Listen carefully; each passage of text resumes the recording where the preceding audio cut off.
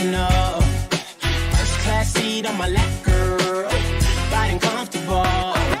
Cause I know what that girl them need. New York to Haiti. I got lipstick stamps on my passport. You make it hard to leave.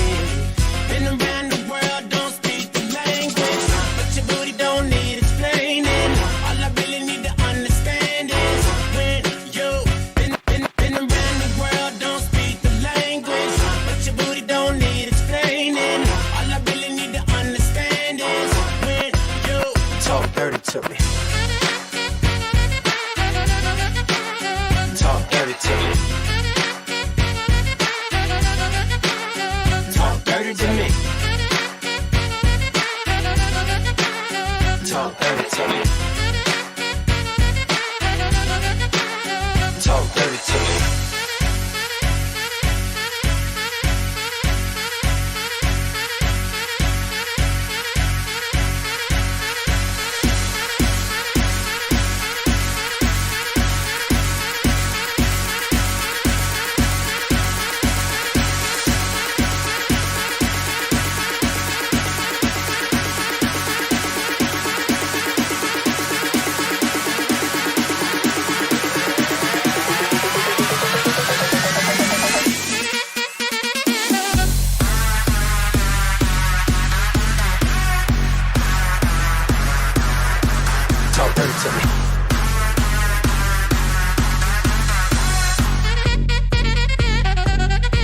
Talk dirty to me.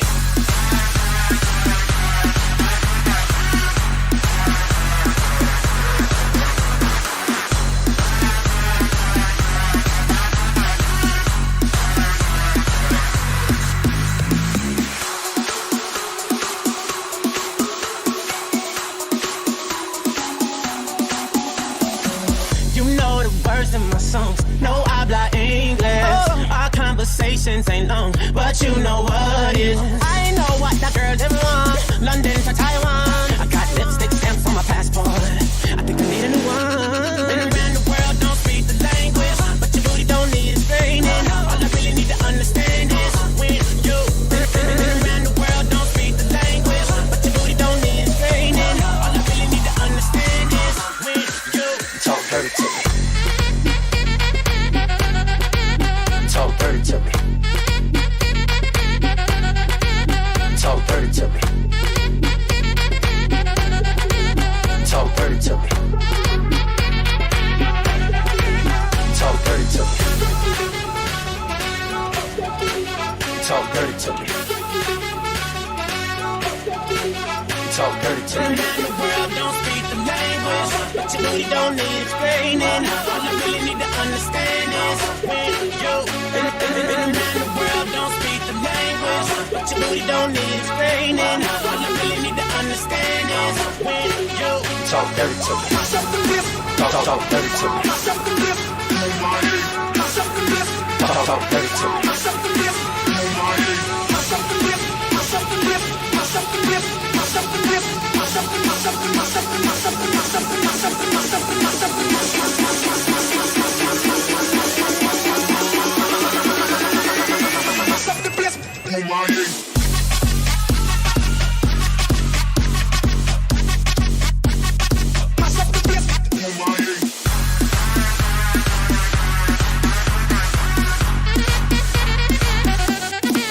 Talk dirty to me.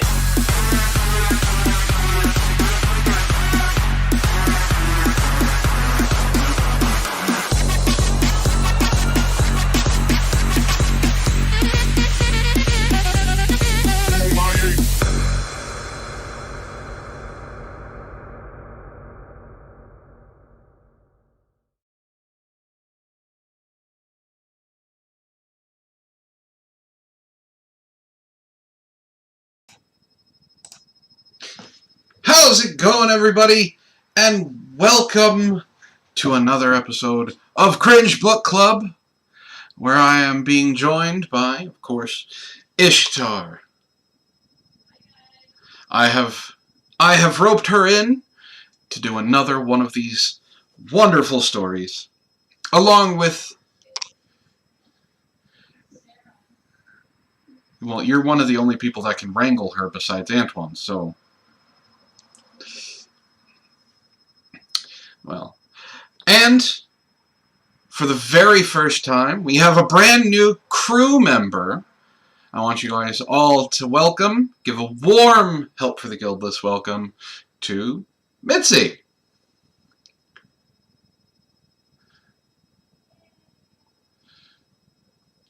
You guys are a bit quiet. Alright. I'm fixing it. I'm fixing it. I don't know why it's doing it. Hooray. There we go. That should fix it. Alright. Both of you can speak now, I guess, and be heard. Go ahead. Hello. Or not. I mean, just remain Hello. quiet. Awkward silence. You have to actually start Ghost dog, using hi, names. Nathan. I said you guys. That means both of you. Both of you at the same time can say something for people to hear. Bleh. Alright. Before we get started in this wonderful story, I want to thank the one and only Meme Smith, the master of verbiage, the master of altering pictures, and our very own hairy entrepreneur, Mansquatch. Ray has written a story that we are going to be doing tonight. It is called Sarah in Wonderland. So we have a cast of characters. Mitzi has her parts. She has told us she has a flawless Australian accent that we cannot wait to hear. And I have no idea where this story is going. As before, I go into this blind. I asked Ray what cast we have. We picked out things from there. Ishtar has not read any of this. And Mitzi, I think, has completely only read the first sentence. So, before we get started and too far into this, let's go ahead and say hello to everyone in the chat. Since there are some... Yes. Nathan was Yes, first. we have to. Nathan was first with a furs, or furs. I think he has killed himself a bunch of elk and is making some skins for us. Ray was second, so he's got the silver. Allie was bronze, and Mitzi, you don't count because you're in the chat. So, Ghost Dog was honorable mention. Those are our top four. We got Clever McGeneric name here. Says, you would show up again when I have to work until 3 a.m. I hope you're still listening. Or you can, participate whenever. That's fine, Clever. And then we have Malik. Malik says, yo! So it's Cringe Book Club instead of MSNBC. Why? Unfortunately, from what Antoine has told me, the minions at her work have come down with the bubonic plague. So she's had to take over for them because she's immune. It was her time in the tub with Antoine or something. I don't know. I don't know how it works. She has children. That too. Michael Hatfield is here. He says, greetings, everyone. How's it going? Allie just came back, so I hope she heard that she got second. And I think that's Oh, Femme Evil is here as well. How's it going, Femme Evil? I hope you guys are going to enjoy this. I don't know if it's drinking game material, but we're going to find out. Either way, it should be pretty good because Ray's a solid writer. Yes, he is. How's it going, Dendari? Hey, Dendari. So we are going to... He also, being the meme smith he is, created cover art for it, which is what you saw which you saw in the thumbnail. So I'm going to show you guys, if you didn't see it and just clicked on it. We have this. Yes, Dr. Evil, you can drink all you want. We're just not responsible for the count. Yes, if this is a drinking game, we will probably come up with the rules on the fly. And as I remember, if I remember correctly, Nathan is actually our official drink counter. So now Mitzi said she has to be completely 100% sober to do this amazing Australian accent. So she is not drinking along with Ishtar and I. But I do happen to have an adult vanilla Coke. And Ishtar... I think Matt's already been drinking because I don't know where he got this Australian accent story from. You said it right before we went live. You're like, I have a great idea for my lines, and you were going to give us an Australian accent. So Funny, I don't remember any of this conversation. well, and then Ishtar, what are you drinking? It. I'm drinking Boozahol. Boozahol. You don't even know what it is. All right. It's a boozy drink that involves juice and some sort of alcoholic liquid, and tasty as shit. Oh, thank you, Nathan. All right. Something is going on. My chat is not showing up on screen, and I know you guys like seeing yourself on screen, so I don't know why that's not working. Oh, there it is. Hey, a lot of people are talking. Yep, it's showing now. Wow, that just kind of scrolled by quickly, didn't it? Yep. See, Femme Evil is right. It's too late, Mitzi. You gotta do the accent. Ghost Dog says, friends with Sarah, the Angel of Death, has some advantages. You're not wrong. Yeah. All right. She's not the Angel of Death. She's the Rider of Death. Y'all are gonna piss her off. Is she ready for this? Don't. Shelly alone. Okay. Is Sarah ready for this? She's standing here glowering at me like this is my fault. All right. Well, it's your fault. It's actually Ray's fault, but we're not going to get into that. So, I am going to be the narrator, since there's only 3 of us. We do have characters picked out for other things, and Mitzi has a couple of characters she's going to be playing.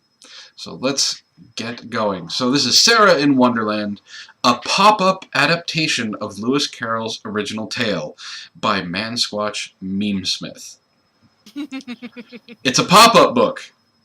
I did not know this was a pop-up book. If anything starts popping out of my computer screen, Ray, you and I are going to have a conversation.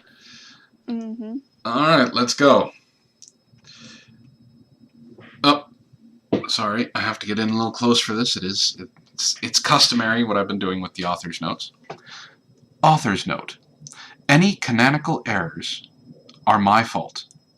Or Mitzi's fault. Yeah, probably Mitzi's fault. Sorry, Mitzi.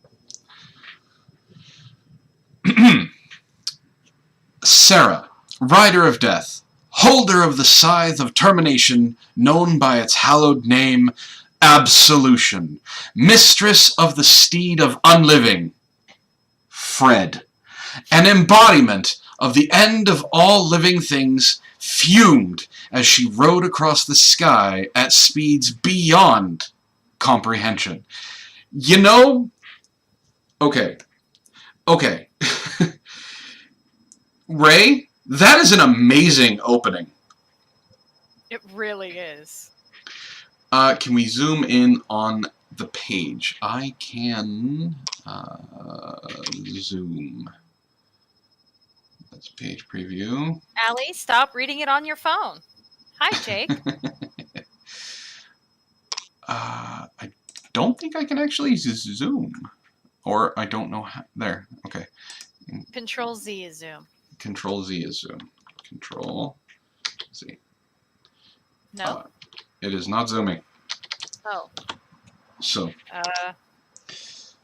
I can't help you. Yeah. The only thing I can do is hit Control All, or copy all and increase the font size that way, and I really don't want to do that. Oh, Femme Evil already has a rule that she has put forth for the drinking game. For every brilliant line, you take a shot. And then counters with we're all going to have alcohol poisoning after the first page. Probably. All right. Not me.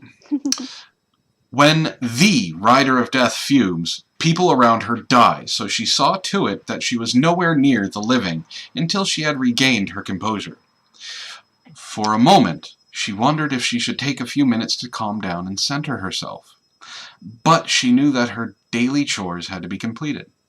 Every day, millions of mortals' lives came to an end, and she had to be there to see that it happened.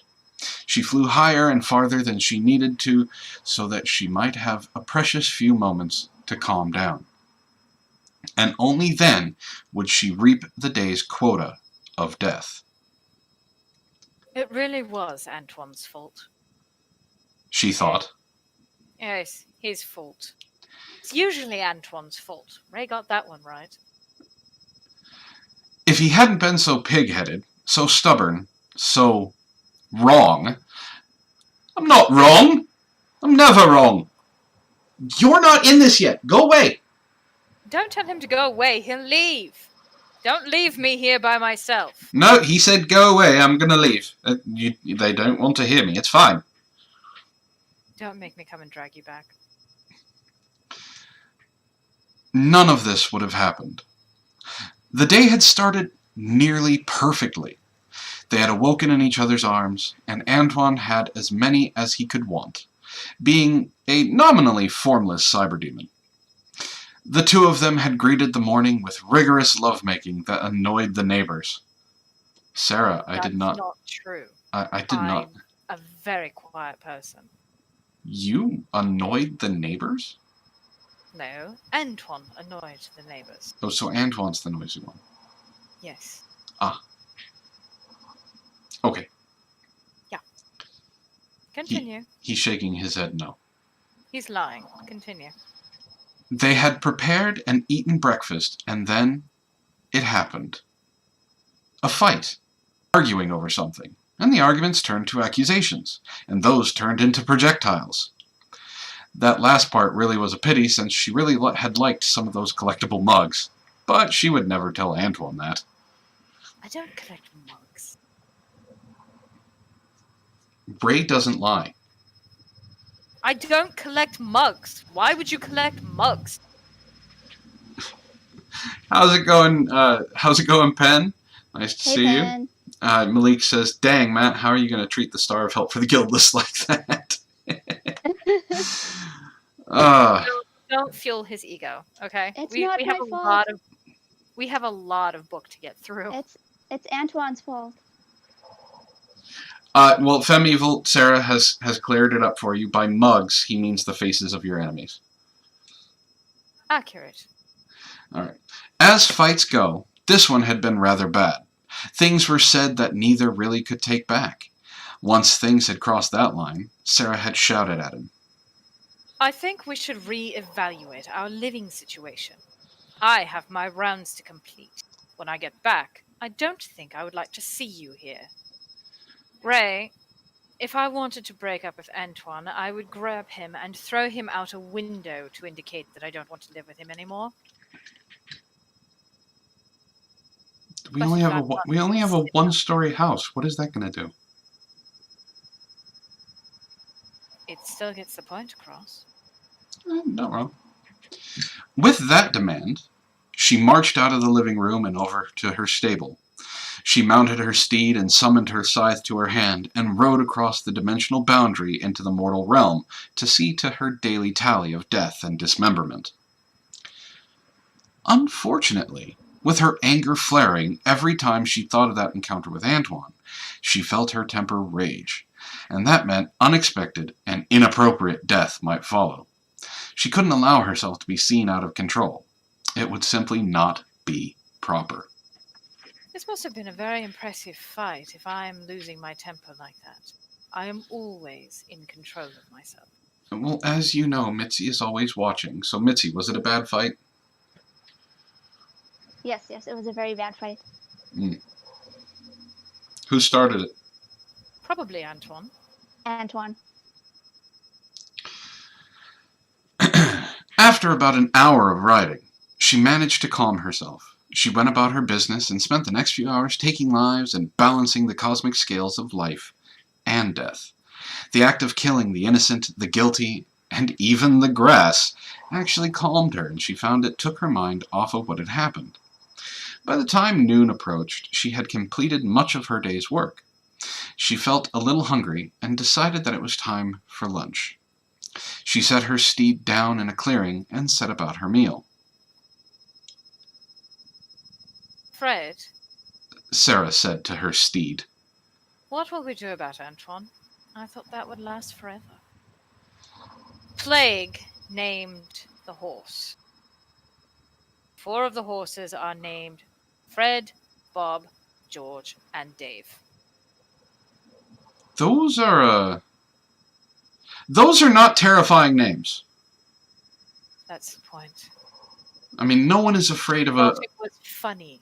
Ironic. Ooh, Fred is coming for us. That doesn't work. Well, at least they don't run away when they hear the name. Makes it tedious to chase them sometimes. Fred snorted as he devoured the oats in his feed bag. But he did look at Sarah with one eye as if to signal that he was listening. He was always listening. She sat back against the tree and pondered what she would do with her time. She wondered if she might forgive him, but what he did was just so inexcusable. He had crossed a few lines and she feared there was no going back. Sure, he had crossed lines before, but that was different. This time it was too big, too hard-hitting. Pen.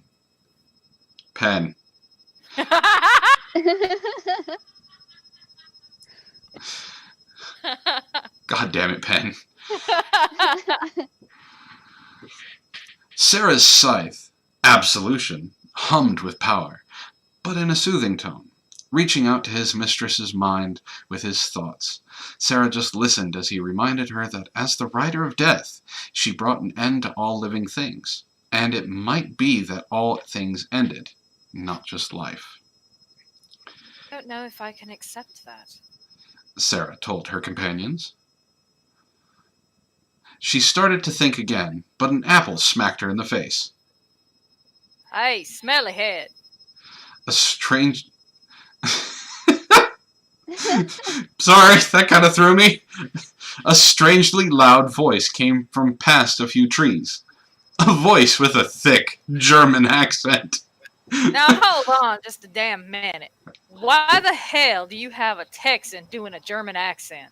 You're not doing a German accent, Giddy. It sounds like... Why the hell do you have a Texan playing a German? You said you wanted to play You said you wanted to play someone named Hilda. What did you think the voice was going to sound like? Alright, first of all, it's modern day. People can name themselves from whatever, country they want to. So that's no way of judging people. And you didn't tell me it was a German accent. Can you do a German accent, Giddy? Oh? Well, then don't worry about it. We'll go with that, Mansquatch. He says Southern Germany. I'm very Southern.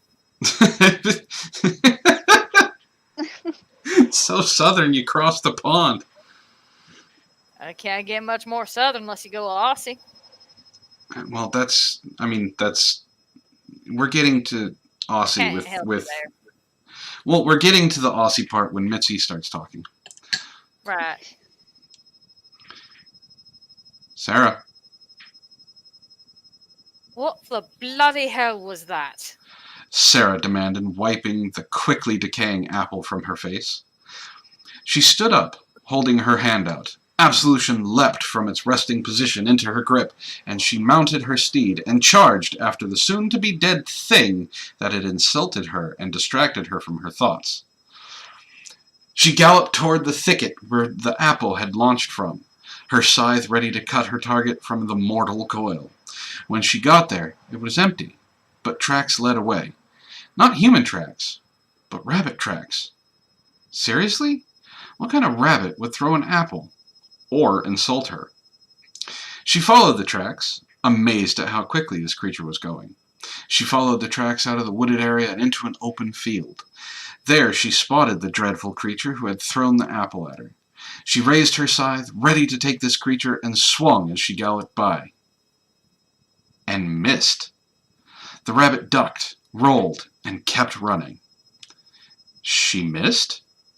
Since Cheeky when does Sarah miss? bastard. I don't miss.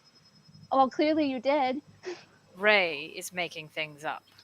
Remind you, this is a story. So, say the line again, Sarah. Cheeky bastard.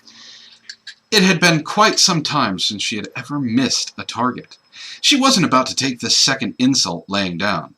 Using her scythe as a focus, she reached out with her power of death to strike this annoying rabbit down. She hit him, but not squarely, merely singed him. The rabbit cried out in pain. His fluffy rear smoldered from the impact, but he continued to run. Sarah noticed he limped for a few steps, but soon he was back at full speed, and her steed Fred was actually having a hard time maintaining speed with him. Who was this rabbit? What sort of creature could endure a blast of pure death? She reached out with her feelings. Sarah, you have feelings? Yes, surprisingly, I do. Oh. Can you reach out with your feelings? It's like a sixth sense. Oh. And could sense his life energy, but it was not mortal. Not purely, anyways. This rabbit was a minion of a higher being. There was no other explanation for how it could have taken a shot like that and kept going. The question became, whom did this Teutonic rabbit serve? Good use of whom, Ray. Very good. Not many people use that. Dr. Evil suggests that it is a Deadpool rabbit. Quite possibly. And Ghost Dog says Sarah uses the Force.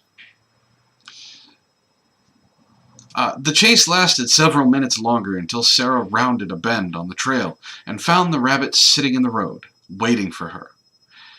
He threw a second apple, which hit Fred between the eyes. Sarah's steed bucked and skidded to a stop. Poor Fred. It's very dangerous to hit a horse between the eyes. That's where their skull bone is the thinnest. It's easier to kill them there. Don't want to know why you know that. Sarah was thrown forward, however. She tucked into a neat somersault and landed on her feet on the other side of the rabbit. She readied her scythe and took a step toward the smiling creature, who simply spread his hands apart while grinning evilly. Someone's going to get his ass kicked. How's it going, Red Feather? Hey, Red Feather.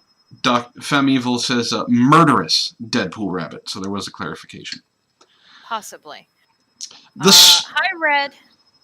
The soil beneath Sarah's feet parted as she fell. Her scythe was pulled from her grip. She dropped about 10 feet into a formless void and instinctively began to lift herself up. She reached the opening where she had fallen, and something stopped her.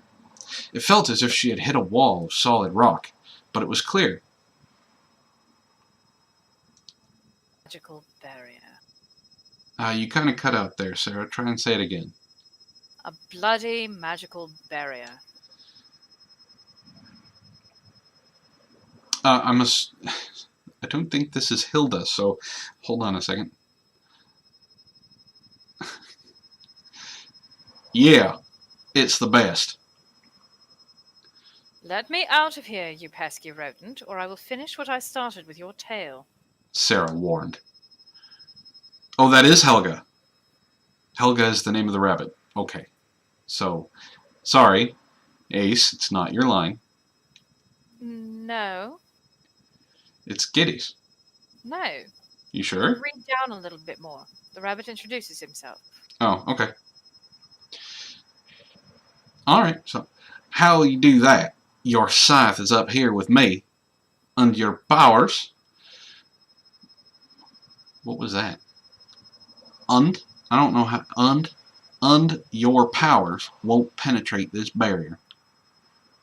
She focused on the rabbit and tried to kill him with a focused shot of her death ability. So Ray has given you a death ray? Do you have a death ray? It's not a ray. It's more complicated than that. I didn't have time to explain it entirely to Ray when he was consulting with me about this book. He may have taken a few liberties. Just let it go. Alright. But the strike fizzled out. Bloody hell, she kicked herself. She had let her mind become too distracted with this whole Antoine thing. One of the reasons I'm always in control. Focus! She chastised herself. No time for that now. she added, realizing that she had a rabbit to reap. If she couldn't go through the barrier, she would just go around it. She reached out to cross into another dimension and planned to pop back behind the annoying creature. However, when she attempted, she realized there were no other dimensions. At least, none that she could feel. Wherever she was, this was it. Where had this damn rabbit trapped her? What have you done, rabbit? My name is Elgamorph? Elgamorph? Logomorph. Look, listen, I don't... It's French. In Texan Staten, we don't say Elgamorph. I don't even... My tongue doesn't do that, alright? It just can't do that. Right. Logomorph, see? Logomorph. And I have done as my Fraulein commanded, the rabbit said smugly. And who might that be? Sarah inquired, looking through the invisible barrier.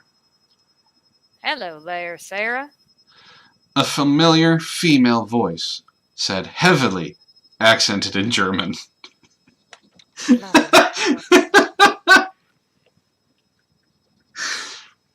It's a wonderful German accent you have there, Giddy. Well, you didn't tell me it was German when I volunteered for this part. Hell, is that you, Helga? Sarah said, rolling her eyes. The one and only? A buxom blonde woman with braided hair materialized next to the rabbit and smiled down at the trapped Sarah. You've had your fun. Release me from this place. Oh, I think you'll find your way out on your own, eventually. Death is everywhere and cannot be contained. Not for long, at least. Then why bother to trap me down here, wherever here is? Oh, I just wanted to bring about more chaos upon the world. Helga said with a grand hand wave. Why did you need to trap me down here for that? Death is too much order. Alive or dead, no wiggle room. Helga said, patting Logomorph on the head. With you down there, no one will die, and that, I think, will give me some great time to work my craft on the mortals. Besides, I owe you some payback for what you did to my last great chaos project. You're still on about that whole ISIS thing? Wait. Giddy, you were responsible for ISIS? Don't look at me. I just volunteered for the role. I didn't write the character. Shame on you. You keep this up, I ain't volunteering ever again.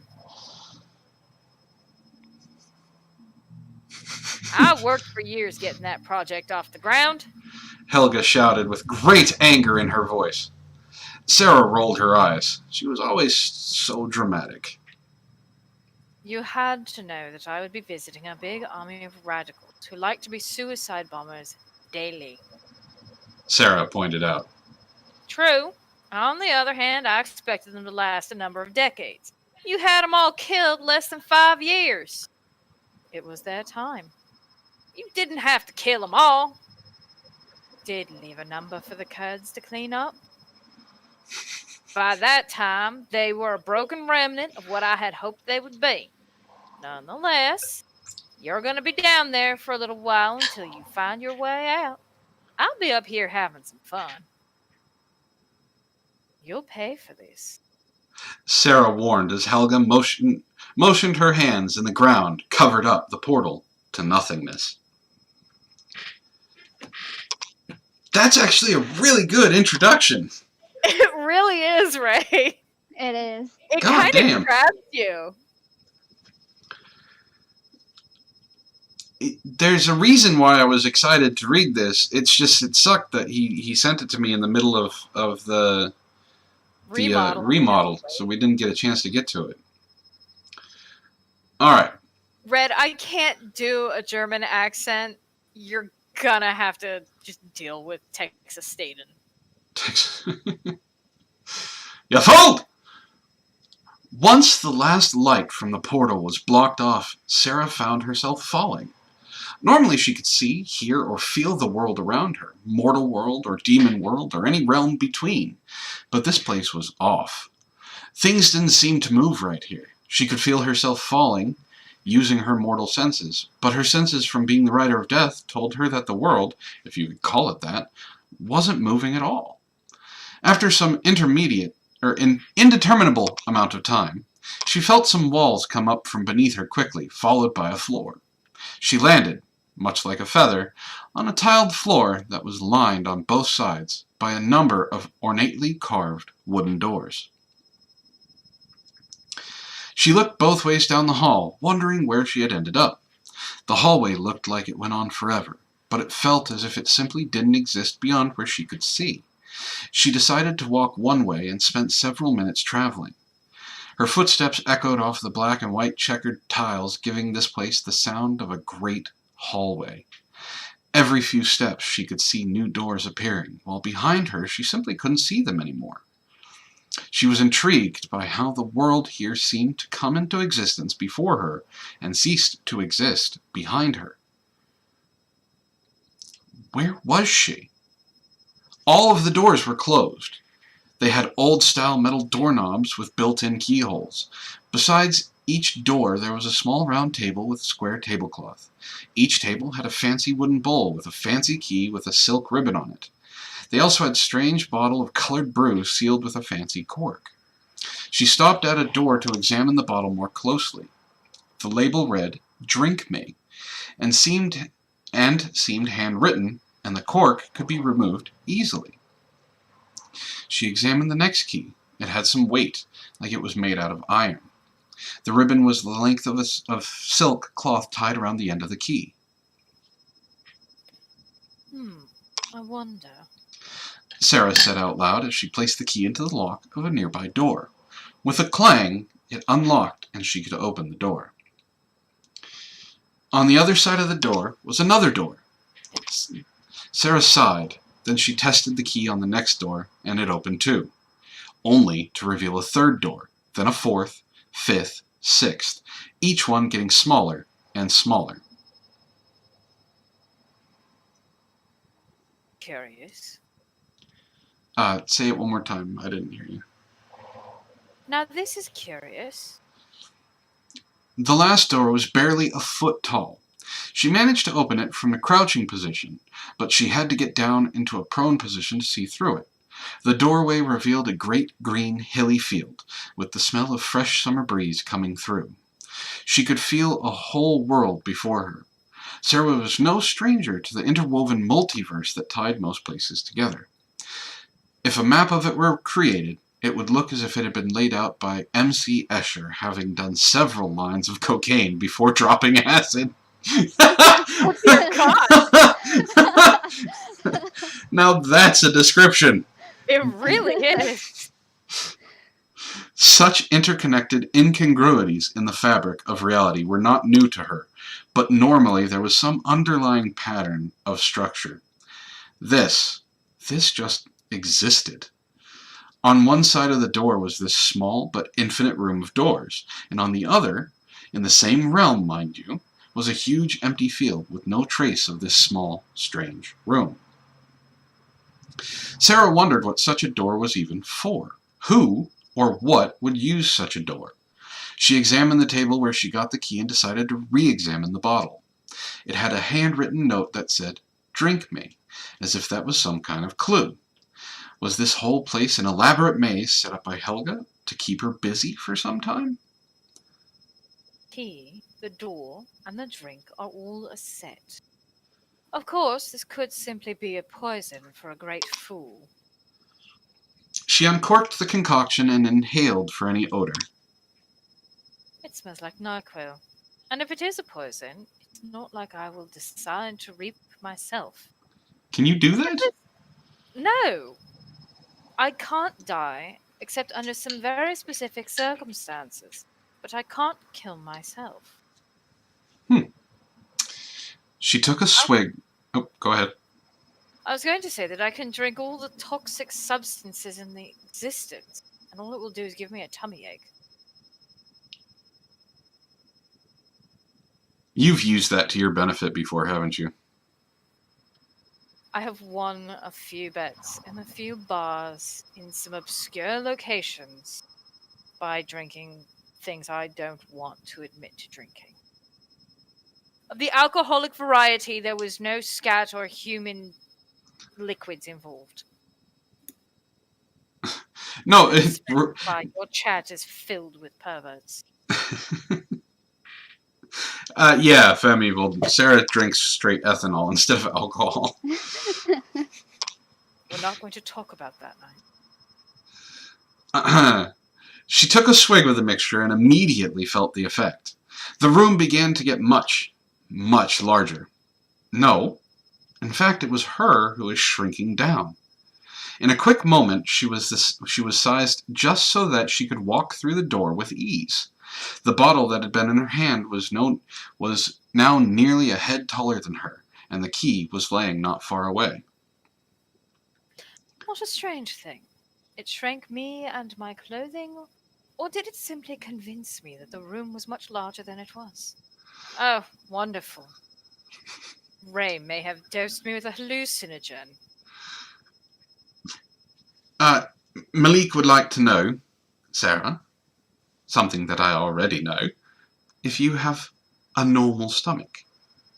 No, my stomach is actually quite well defined muscularly. I prefer not to have just a normal flabby stomach. Not talking about your six-pack. He's talking about your internal stomach, the thing that digests your food. Oh. Well, sort of. Complicated. I mean, I was born human, but I'm not technically human anymore. Does that help? Not really, no. I am not a biologist. Can I continue? I'm not stopping you. Alright. The bottle, now quite large, fell by the foot of the table, which was a few strides away from her now. It landed with a rather loud shattering sound, and it fell apart into pieces. Sarah looked at that, then up to the table, which seemed almost as large as a house, and then to the door. No turning back now. Sarah said as she strode through the door. One step she was in a long hallway shrouded in shadows on either side. The next she was in a great green field with clear blue skies all around. The doorway was gone. The way behind her was just as clear as in any direction. Now just one bloody minute. Sarah said as she realized she couldn't go back the way she came in. She was a little shaken. She had never gone from place to place in such a way. Something was really off about all of this. She still couldn't feel any of the other realms of the cosmos. The mortal realm, the demon realm, all seemed cut off. She couldn't even reach out to feel Antoine, something she'd always been able to do. She thought about him for a moment, longing for him, wanting to be held in his arms. Or tentacles, or whatever he manifested. Then she remembered what he said, what he did, and her face, ever so slightly, twitched before she composed herself. The grass under her feet turned brown. Then, a moment later, to Sarah's amazement, it turned a vibrant green again. She couldn't feel the life of the grass, nor could she feel its death. She could still physically feel the blades of grass crunch under her boots as she stepped through it, but even that was somehow distorted. Taking a deep breath, she resolved to find a way out. Helga was right. Death was everywhere, and nothing could keep her contained. She would find a way out. She started walking. Ray, you need to write a book. Seriously. He does. I was... Sarah wants the detachable. This is really, really good. And very easy to read. And draws you in. Wait, Yeah. you've already written a book? He said another one.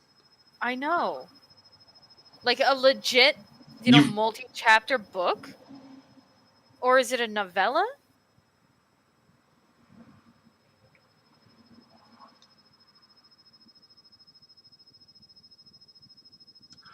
Ray!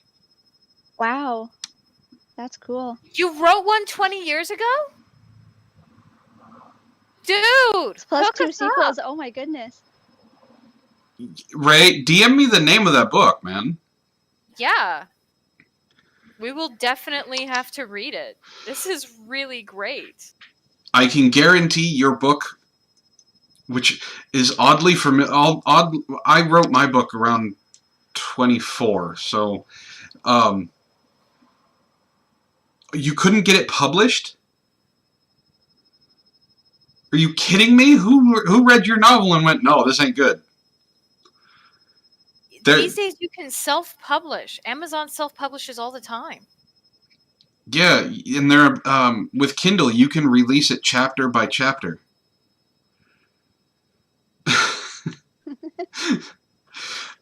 Okay, I'm not, I'm not kidding when I say Ray and I have a lot of similarities. He's just a little bit older than I am, and no joke, we could have been like twins. It's weird. He's just a lot more talented than I am at writing. You really, I'm not blowing smoke up your ass or exaggerating or anything, Ray, but you really need to get out of where you are and just focus on writing, man.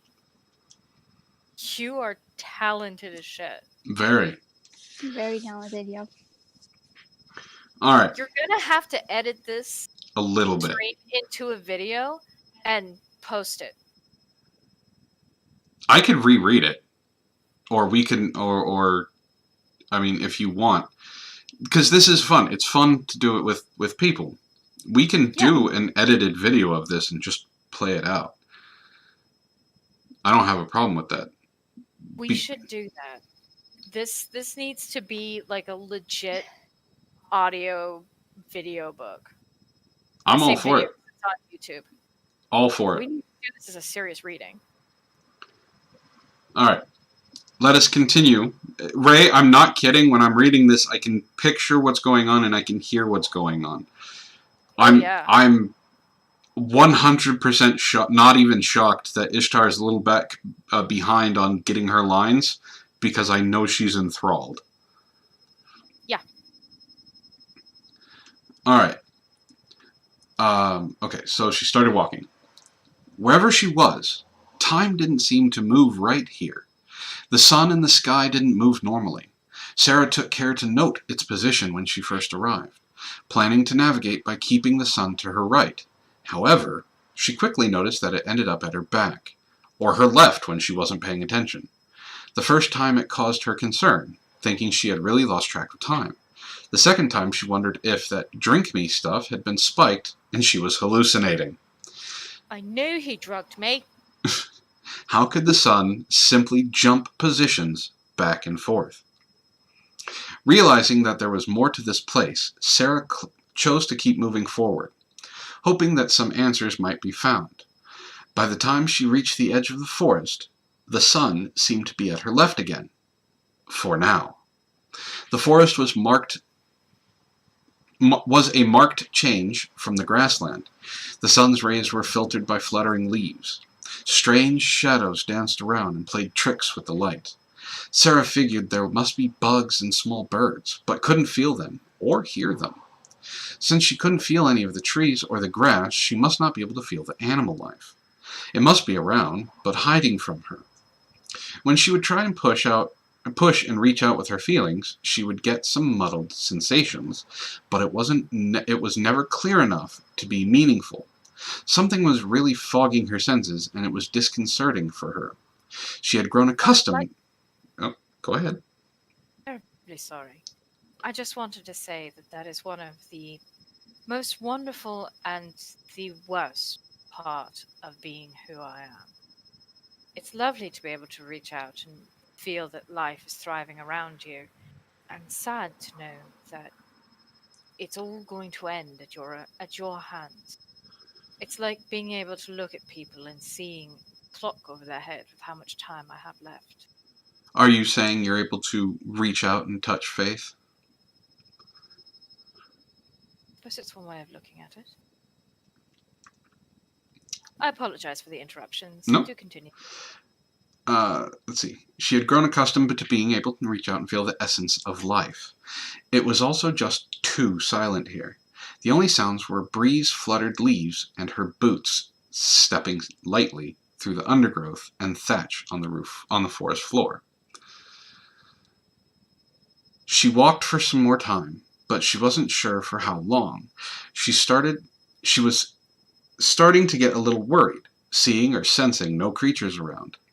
She had found herself in a whole forest ecosystem with only trees, ferns, vines, and a few unidentified flowers.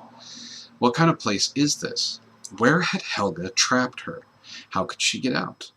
Then she heard something new, yet all too familiar. What a bloody mess this is! A proper British voice complained from the distance. Excuse me a second. Malik, I am aloof and emotionally distant. I'm not a monster.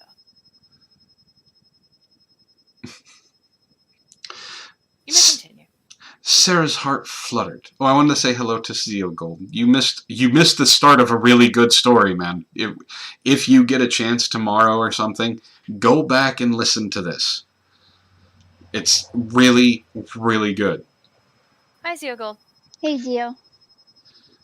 Sarah's heart fluttered. She knew that voice, and she ran toward it. It didn't make sense, but she needed for it to be true. She wondered how in the world it could be so. But it was.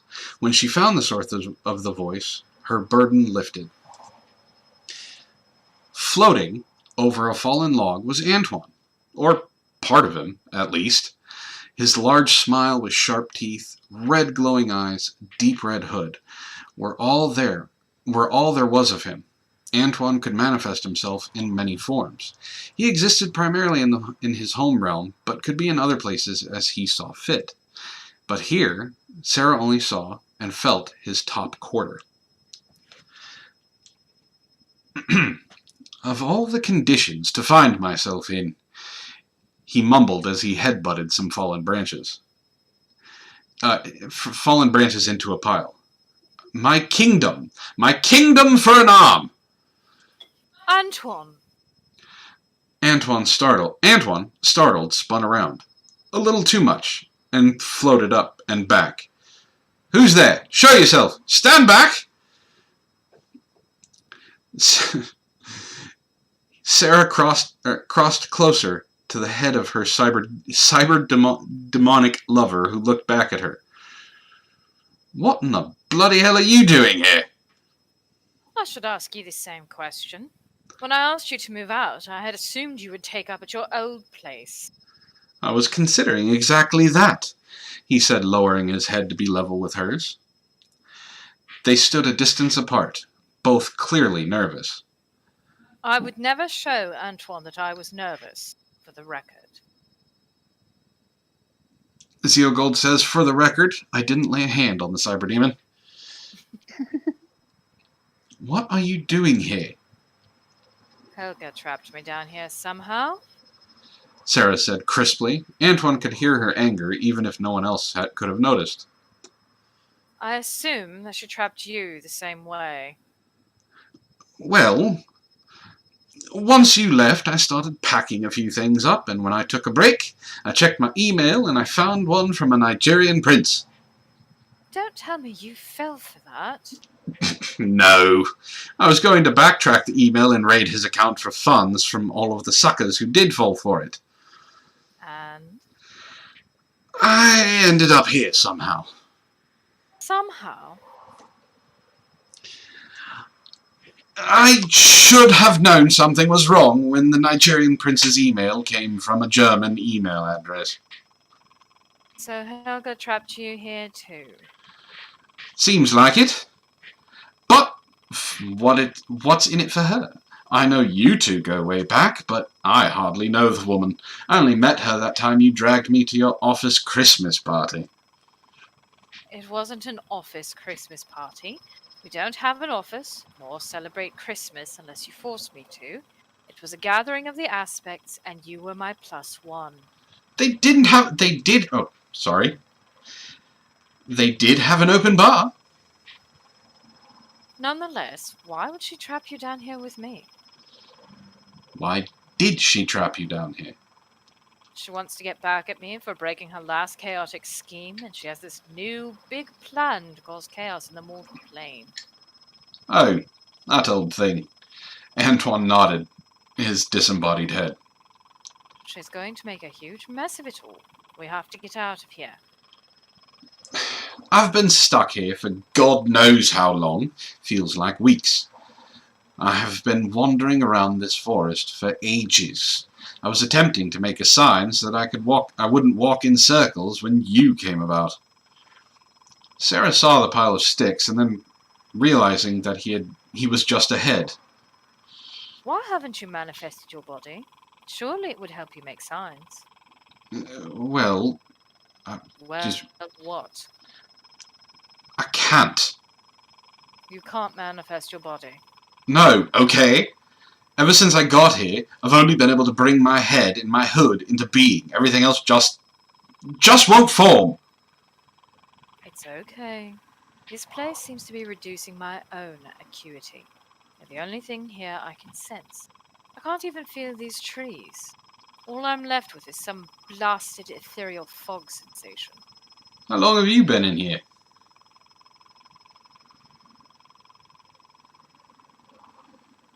Hello?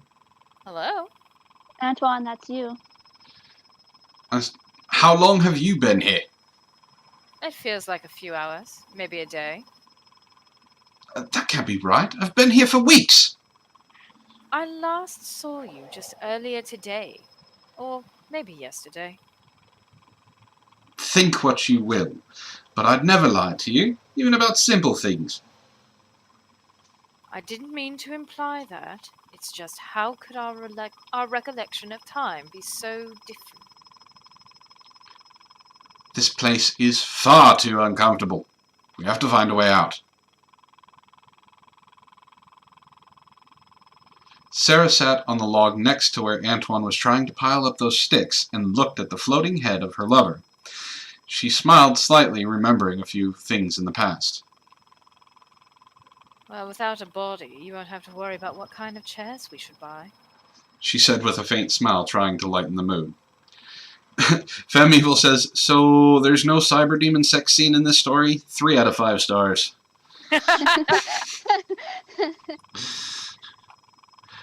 Antoine's smile, however, faded. The IKEA brushed steel chairs would have looked smashing in our dining room. We were decorating like a postmodern brothel. I can't believe you would say that. You have no sense. Go ahead. You have no sense of design or taste. A wood grain finish and a soft, soothing tone would complement the dark hardwood floors and stone fireplace. You've been holding this grudge for how long? Me? You can't let this go, and you've been here by your reckoning for weeks. Felt like months. And maybe it wasn't long enough. Maybe you're right. So you just float here with your little sticks, and I will find my way out. I'll force Helga to let you go once I'm through with her.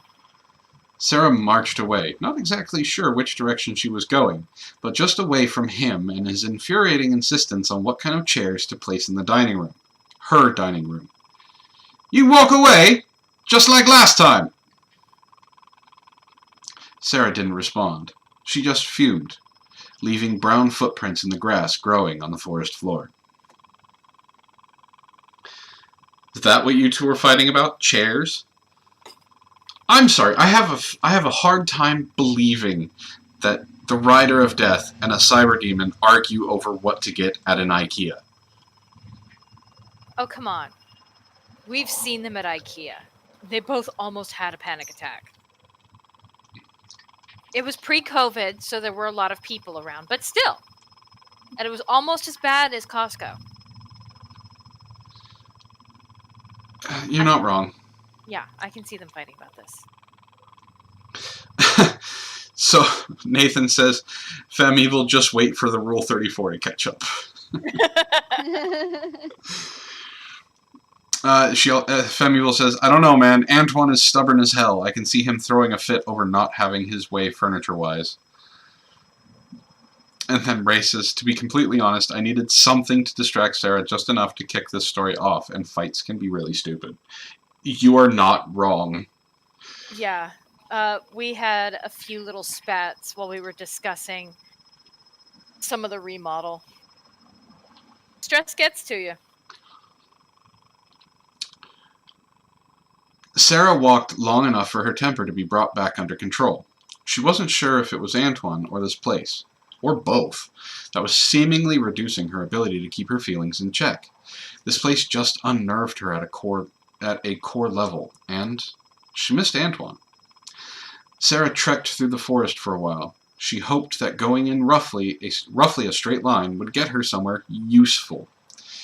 She walked for some amount of time. Time was so hard to measure in this place. The forest thinned a little and she found herself at a clearing, a small circular area with fewer trees and a creature. This was the first creature she had seen, outside of Antoine, and the first since she got here, and she could actually feel something from its presence, but it wasn't something altogether unexpected. It seemed to be a caterpillar, but it was almost 9 feet long and reclining on a mushroom, smoking from a hookah. It inhaled the smoke and blew out smoke rings. It had several rings going at the same time, and it seemed to be relaxing. Sarah noticed that it had noticed her. She paused and got its measure. It simply harumphed and said, "Welcome to my corner of the woods." Your corner? Why, yes, by simple act of me being here, enjoying the forest. This is my corner. Thank you for your welcome. Might I trouble you for directions? What a queer question to ask. How so? Simply, the caterpillar said, taking a puff from the hookah, how can you ask for directions when you don't know where you wish to go? I know where I do not wish to be, and that is here. Do you know how I can leave this place? This place? Do you mean my corner of the woods? Yes. And where in the world is your corner of the woods? Oh, duh. You, my dear, are in Wonderland. Wonderland? You've heard of this place? That's a children's novel and a movie. Well, several, in actual fact. We do have something of a reputation. How did I get here? You walked.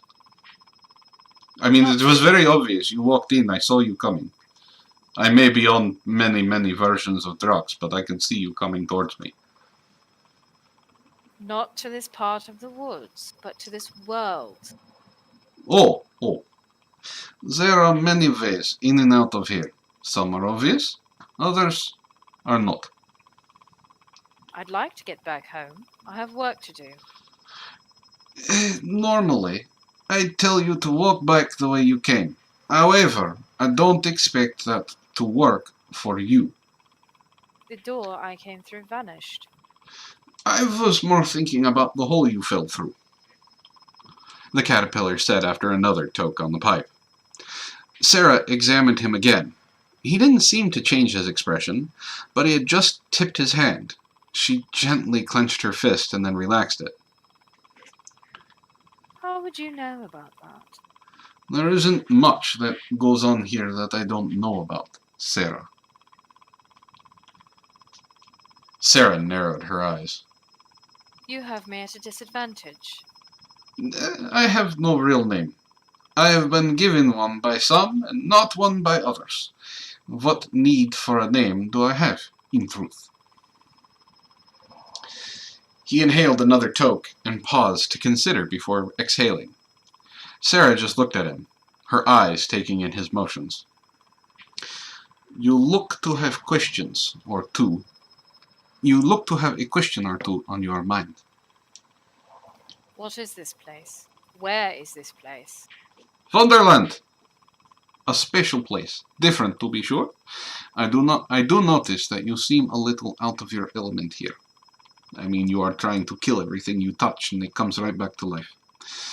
A little unsure, and this uneases you, no? I really don't know what you're talking about. Da, he said, and then exhaled another puff of smoke. You do. The puffs of smoke reformed into those words floating in the air, and then slowly dissipating. Sarah just eyed him for a while. I have been here for some time. And yet no time at all. I have seen many kinds of wonderfolk, mortals, and even a few others pass through this place. But you are special. You are new. Sarah considered his words. Was he mad? What was he smoking? Was this a trick being played on her by some unknown force or person? Fem-Evil can't... Corvus!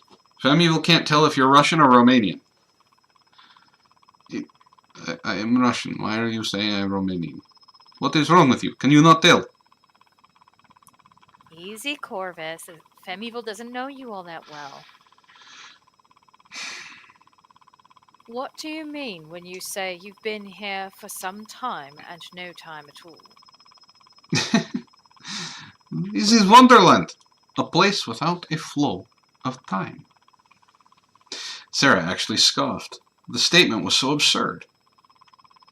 How can this place have no time? We are talking. This is the strange passage of moments, the definition of time. Perhaps elsewhere, but not here. Sarah felt a moment of rage build as this frustrating creature's nonsense. She suppressed it. Time is the same everywhere. She corrected back. Wonderland was created specifically to evade time, to enjoy existence without the bindings of continuity or causality. And yet, one thing follows the next. I walked in, we talked, and now we are here. Da! This is true, for here and now, but when about in a moment, or before? He saw Sarah's face change ever so slightly, then continued. Here, time is folded back on itself, but not into the beginning, but into the side of time. It is twisted and folded about in a knotted pattern of beautiful disorder. Now might be followed by before, and then later. Or it might be that before comes third, and later comes not at all. How can such an existence persist? By not completing. Everything has an end. As the Rider of Death, you would know that. How do you know who I am? Long ago, or not so long, depending on where you ask the question, several of us came upon a place where time did not flow as it should. One might define it as the eye of the storm of time, and using that as a starting point, we built this place, longer ago than anyone could fathom. And yet, just moments ago. Sarah glared at him, and he continued. The Rider of Death is known to all who travel between the realms, and it is known that death is the end of time for a being. But when time cannot complete, then death has no sway. Here we are cloaked from death, cloaked from you, except your remnant mortal senses. Death is everywhere. Da! But not every when. So you built this place to avoid me. And it has worked. And if I decide to destroy you, to tear you limb from limb, to spread your entrails across this forest and place that hookah pipe where your esophagus once was? It would not be my end. It would hurt. Pain is only temporary, an artifact of time. Time that never passes, never concludes. Without proper application, I could inflict pain upon you for an eternity, but it would only take a fraction of a second. The caterpillar smiled. Now you are beginning to understand the potential of this place. Even at the risk of your comfort, you still lecture me. What else ought I do? Tell me how to get home. As simple as that? I should spell out the obvious. Indulge me. The caterpillar inhaled again and puffed out some smoke. You are the rider of death. He started and noticed her expression. Pausing and staring her down, he then continued. And death is the conclusion of life, the completion of a segment of time for a specific being. You are a part of that representation of pure order, beginning, middle, and end. As a part of cosmic of order, you draw your powers of death from that order. You serve order by ending the lives of those whose time has come. There's that word again. Time. Go on. Sarah said, cutting off his sidetracked discussion. Well, even here, as the rider of death, you should have some semblance of your powers. You should be bringing some of that order with you to this place. Clearly, your powers are so muted as to be effectively non-existent. This suggests that something inside of you is out of place. Some disorder has filled your person, and it is that disorder which is keeping you here. Disorder? Sarah nearly gasped, insulted to her core. Duh! Some distraction. Some disruption in your thought, some sense of self, your identity, and your place in existence. Something has distracted or displaced you, and you are no longer in order as you should be. To that effect, something, someone, has placed you partially under their spell and is keeping you here. You are cut off from the way between realms by this. Sarah flashed to Helga, laughing. It was her doing keeping her here, and now she knew how it worked. Once you sort out your issues, once you know who and what you are and why you are able to be, then you will have regained your initial order. That is your source of power, and with that, you will be free from this subjugation to disorder that has limited your senses and powers. You will see the door open before you, and you will know how to leave. Just as easy as that. Quite. Now, child, the caterpillar said, I think it is time you should be leaving my corner of the woods. You have other places to be, and I have my own business to be about. Dismissing me so easily. The caterpillar seemed to shrug. An interesting visual for a creature with dozens of arms on each side. If you wish to find your way out, the caterpillar said, pointing most of his arms down a path that Sarah had not noticed before. One that did not exist before. That path might be of more use to you than standing here. Fine then. Thank you. She said as she headed away from the smoking bug. Ray, you left out the thank you. He was helpful in a grudging sort of way. A thank you is the least he could do. I have manners. How's it going, Steve? Steve. Nathan wants a meme break. Nathan wants a meme break. All right, we can take a quick break. She just met the caterpillar. All right. So let me. Ray, this is fabulous. Yeah, Ray just wrote this in 3 weeks. Like, there is depth to this story. Like, unbelievable depth. Alright, memes and pictures. Let's see.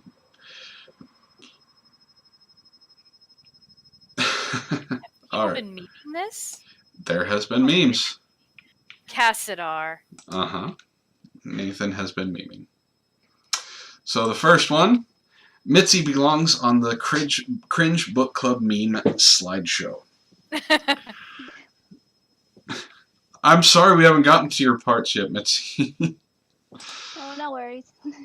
Oh, the flamingo and your other one, I don't remember which one it is, the part, are usually later in the book. My own writing projects. It's Castar. And then behind him, grabbing him, is the Cringe Book Club. Ray says this was the 3 weeks when my boss went total bitch on me and I broke down and came home dead. You wrote this while you were stressed out. God damn, Ray. Jesus Christ, man. You really do need to work on your writing and just focus on being an author. Mitzi, this question is directed at you. Why you no do Aussie accent?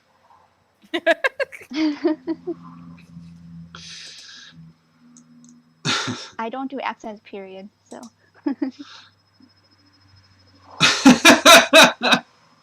I'll do ASMR for this one. Say it again. By its hollowed name, Fred.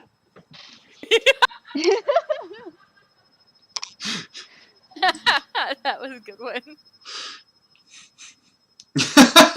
Keep calm and ignore the Rider of Death and Cyber Demon screwing.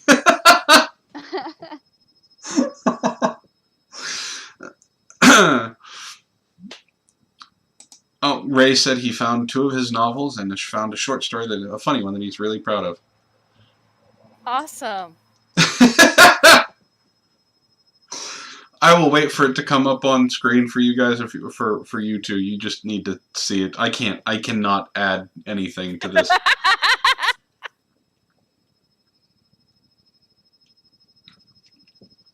That's pretty good. That's pretty good. Antoine can date the Rider of Death because he technically isn't alive. I mean, Sarah, is that true?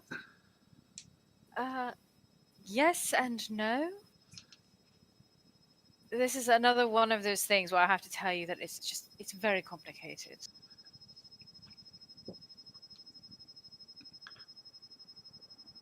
Uh-oh.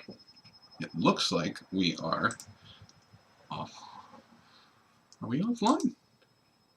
It says we're live.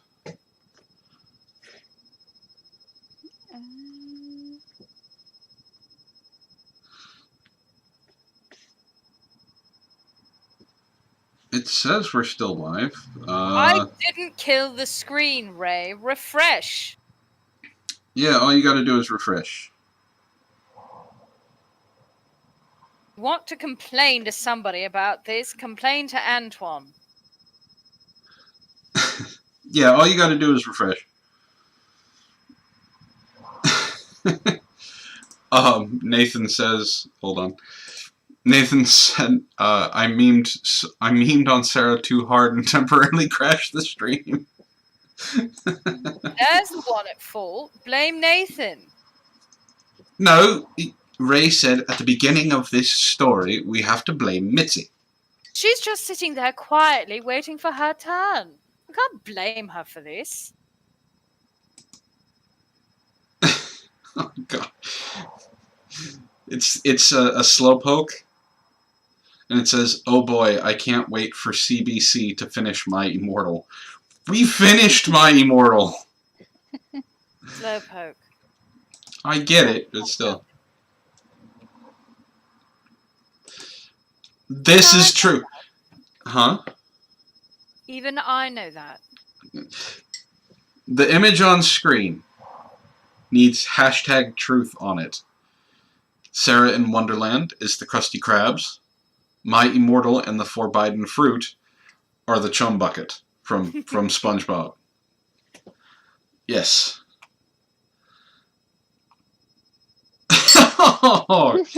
Oh, no. No. Alright. That's not funny. I'm not Joe Biden. I don't know who you think you are, Nathan. That's not me. No, but your reaction is pretty accurate.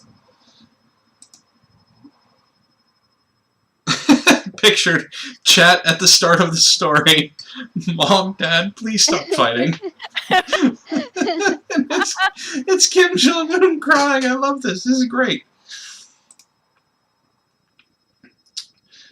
Oh, yeah, the rabbit upon meeting Sarah is the troll face. The next one is better. I'm not even going to say anything. I'm just going to leave it on screen for you two. That's pretty good.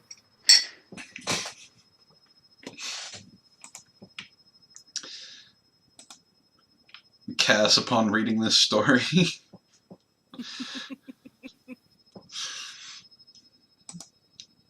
Oh God, wow, there are a ton. Okay. We may want to wait for the rest of them. We will, yeah, There's a lot. Alright, we will do more. We're gonna stop at Sarah, bring me that rabbit! So we will hold off on that one. We'll finish that. We'll finish doing more of that after we read a little bit more of this. Brett Feather says Antoine will be like Ozzy yelling at Sharon for the remote.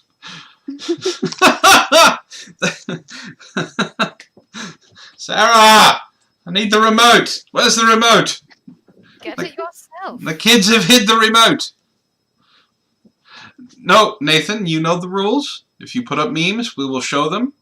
And if this goes to 2 parts, which I think it will, because we are only on page 4. Well, we're almost halfway done. So we'll do another part, and then I'll have a slideshow of all the memes in the next one. Alright, so where were we? Sarah had just met the caterpillar. Let's see. Sarah pondered what the caterpillar had said about time and her role as death, ender of time. She had spent some time considering what death and being the rider of death meant in a cosmic sense. But she had never considered what it meant in a temporal sense. She had thought about how she was an agent of order, but never realized that she was contraposed to Helga, an agent of chaos. Helga just seemed to revel in annoying her like she did everyone else, maybe more so. Sarah seemed to lose track of time as she pondered this and found that she had come across a clearing in the forest where a strange cottage had been built. She became cautious. This was the first sign of habitation since she had left the room with the keys. As she approached, she felt a very strange sensation. The fog that seemed to cover this world was partially lifted once she reached the edge of the clearing. She also felt the trees that lined the edge of the forest, the grass, and even some bugs and birds of the forest creatures. She also felt 4 sentient beings out there, 3 mortals, and Antoine. She ran forward to see the 4 sitting around a table. Well, 2 sat, 1 was asleep, and Antoine floated over a stool. The sleeping one was a large mouse, and next to him was a hare, and on the other side was a small little man wearing a hat. The 3 of them were drinking tea, which had been laid out on the table along with cakes. Antoine hates tea. Yes, it's all horrible. It all tastes horrible. And I say, the man with the hat announced, I believe it's time for tea. It's been bloody tea time for the last 9 weeks, Antoine said with a tired snark. Sarah saw that he was still a disembodied head, but he had managed to levitate a saucer and teacup so that he could indulge. Whatever do you mean? It's precisely 1800. Should we wake up the dormouse? Whatever for. The hare said, as he leaned back upon the slumbering creature. How do you know what time it is? The 3 of them turned to look at Sarah. The hare and the man in the hat were quite happy to see another visitor. Antoine, however, seemed a little unsure. Bloody hell. A guest! The hare and the man in the hat declared at the same time. We did that on the same time. That was awesome. Cool. The dormouse woke up as the hare leapt up to greet Sarah. He looked over at her, then fell back asleep. Welcome. The hare said, escorting Sarah to the table, sitting her next to Antoine. Have you 2 met? The man in the hat asked, noticing their uncomfortable glances at each other. Yes. Yes. Well, it's time for tea. How do you know what time it is? The man produced a pocket watch and opened it. Clearly, the big hand was on the 18. Sarah noticed that 2 of the hands were missing and the third one wasn't moving. The watch didn't make any mechanical sounds of ticking or gearwork. It was stuck. The watch isn't moving. I've been here for a bloody fortnight. These 2 are daft. I see you can lift up a teacup now. I've had some practice. He lifted the saucer and tipped the teacup to demonstrate his prowess. After a moment, he asked, "How have you been?" You mean since we last talked? If you want to put it that way. She was interrupted by the hare placing a teacup and saucer before her, and filling it up with, well, nothing. The teapot was empty.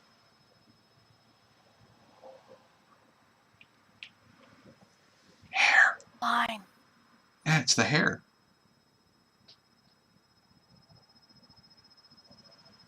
Bad. I can't hear you. Said my bad. Yeah. Drink up. It's quite tasty. There's nothing in here yet. She stated, turning the cup over and watching as tea poured out onto the saucer. How rude! The man, Sorry. the hare just flipped it up again for her. This place is like that.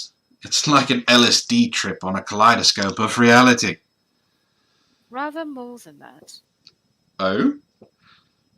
This place is outside the normal flow of time. If I am to believe the creature I met anyways.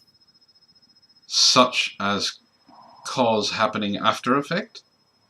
He had said something more along the lines of time moving sideways or not at all. It bloody doesn't move here at all. These 2 have been having tea time constantly since I got here. Why would you stay here so long? Well, I tried to leave at first. I found myself coming back here a few times. Then I noticed they have tea and cakes, and I was getting lonely. Now I have nothing else to do. It was the cakes. He came back for the cakes. It's always the cakes. Cake is delicious. Sarah felt her heart go out to him. His face really made him look like he was very alone. The last voice of reason in a crazy world. She watched the man in the hat and the hair jump up and switch seats, running around like crazy. I must confess that these 3, plus the... Oh, that's... my line, not yours. Sorry. I must confess that these 3, plus the other creature I had encountered, are the only living, other than the trees and the grass, that I've seen here. They're hiding from you. What? The creatures. I've encountered dozens of people, some of the strangest folks around. There were these 2 chaps, they must have been dropped on their head a lot as children. Death is a foreign concept to the people here, at least final death.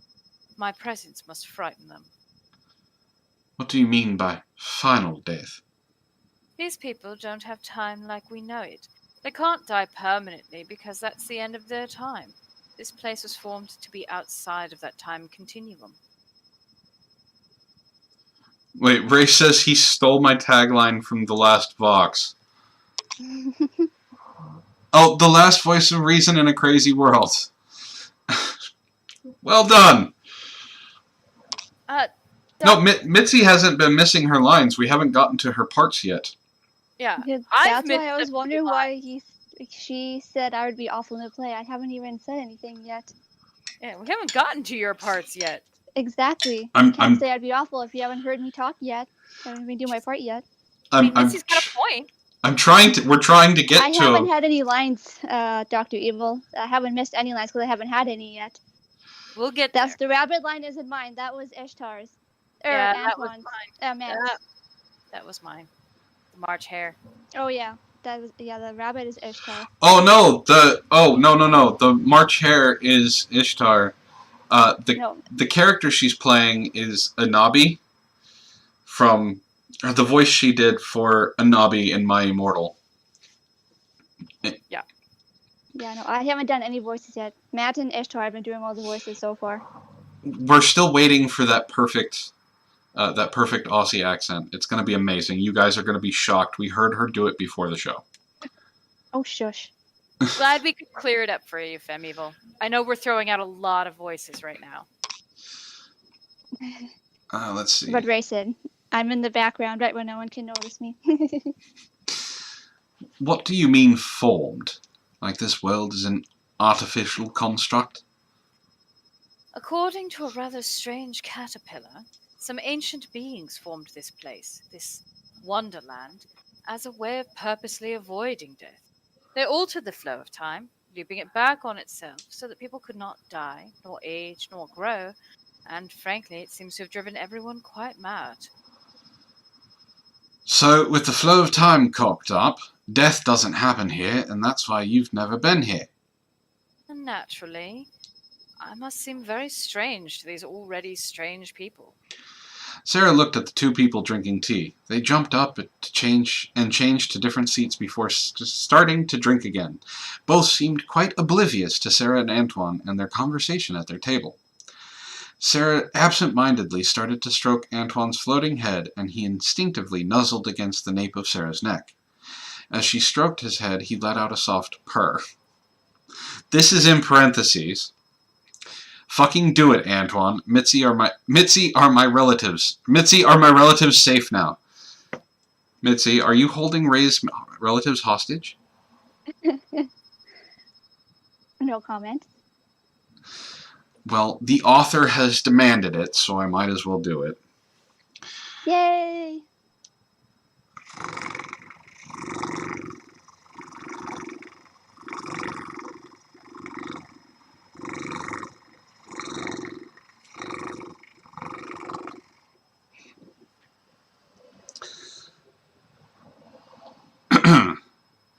Sarah's not the only one feeling a warm tickle I was right now. Theogold says, I don't like where this is going. And Sarah felt a familiar warm tickle in her tummy. I've missed this. Me too. That was the moment when she really, truly looked into his eyes. Nothing else mattered. The two embraced and kissed deeply and passionately. All other thoughts, past feelings, and even their current situation fell from her mind. She was in the moment with the being that she loved. What happened next was hard to describe. The man in the hat and the March hare had stopped their tea party when the sounds of the two were impossible to ignore. They sat at the table and watched in awe, shock, and fear as the two beings aggressively kissed. They then moved on to groping, and then more things followed. The hare and the man in the hat started absent-mindedly drinking their tea as they witnessed this sight. It started slowly driving them mad, yet they could not look away. The man in the hat saw his whole life flash before his eyes, his birth, his service to the crown, his banishment here to this infinite tea time, and this amazing and terrifying act of love-making now happening. Those same events repeated over and over, a million times, fit into a single moment, and many moments passed. It filled his eyes and his mind, and he could feel it starting to explode in his skull. Literally. I do want to point out something that Ghost Dog has correct. It's only Antoine's head. I'd like to answer that. I may only be a head, but my tongue works just fine. I would also like to point out that having sex with me does not cause the death of everyone around me. I guess you were actually making their heads explode? Apparently. In his last moments of sanity and consciousness, the man in the hat saw that the hare had already retreated to the door frame of the cottage and placing his own head in a noose. The man in the hat turned back to the wild act of lovemaking between a human and a disembodied head. Lights and darknesses were pouring out of the two as they rhythmically moved, making inhuman sounds, and it culminated with an explosion. The man in the hat only saw black. Do not make inhuman sounds.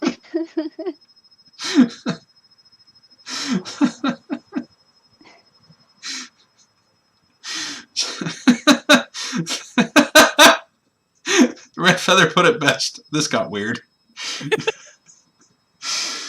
Several hours later, if time here could be measured that way, the man with the hat lay dead in a pile of his own bones.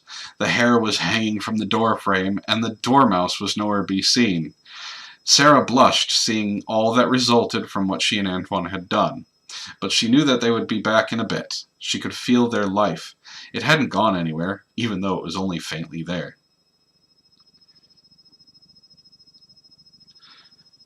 Sarah, your line.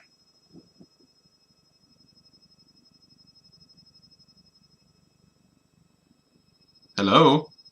Sarah? I said my... she said her line. Didn't hear it. We didn't hear it at all. I have missed this.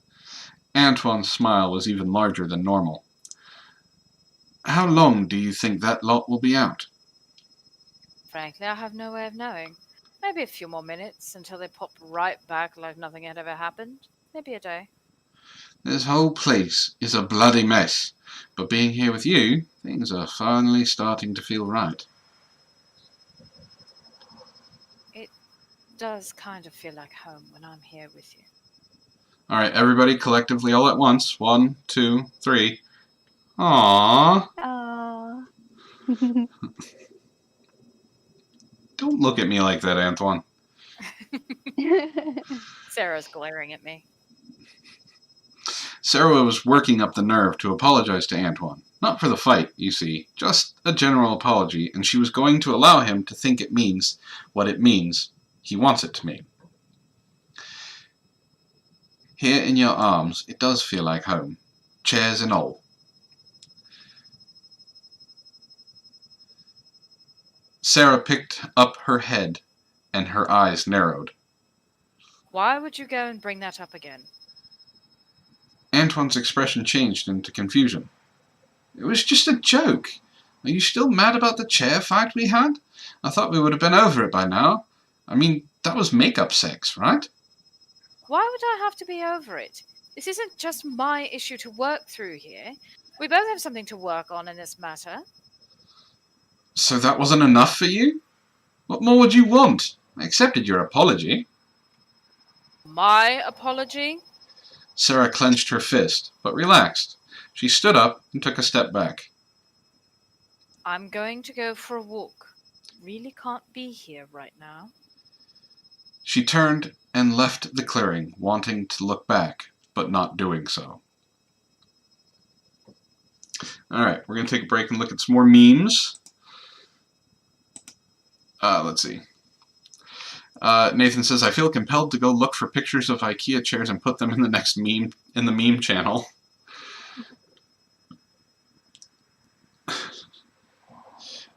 Zio Gold says, meme idea, a Space Marine chaplain going up to Sarah and Antoine going, burn, heretic! Okay. I still don't, I don't understand the Warhammer 40k memes, but it makes him happy. Alright.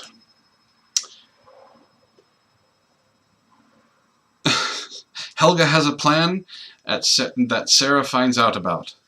So you have chosen death.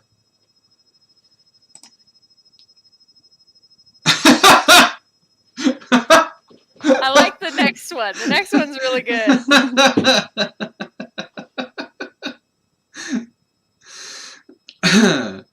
Yeah, Ghost Dog, you're not wrong. I thought Sarah was going to punt Antoine's head out of Wonderland. Yeah. Did he say that in 2 different movies? So you have chosen death?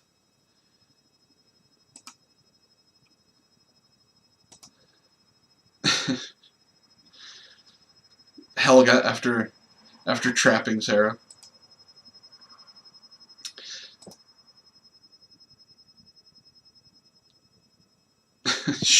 Shoot the kids, hang the family, and frame the in-laws. Sarah and photographers together again.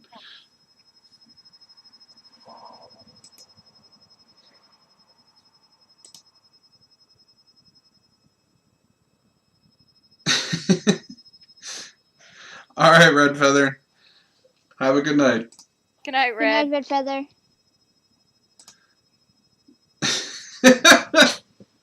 Matt mentions Antoine's tentacles.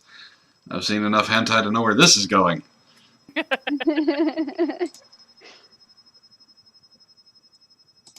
Oh, this is a very true statement. One side says a good book. The other side says a thing that Ray has written. Corporate needs you to find the difference between this picture and this picture. Matt, Ishi, Mitzi, and the chat. They're the same picture. Yep. Yeah, that. All of that.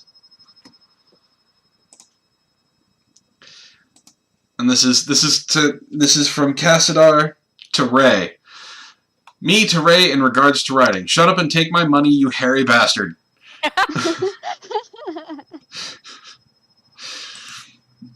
Let's see. Ray says, I found all 3 of my books now, including my oldest one I completed in 2001.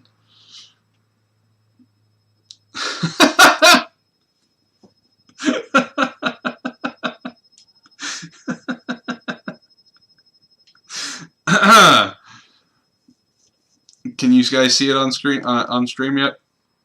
Hmm. The meme that I can't. It's one that I can't really describe. It's Daenerys smirking. Yeah, Sarah feeling Antoine's quote unquote upper quarter. Mm-hmm. Sarah. So you see, that's where the trouble began. Insert picture of Antoine here. That smile. That damned smile.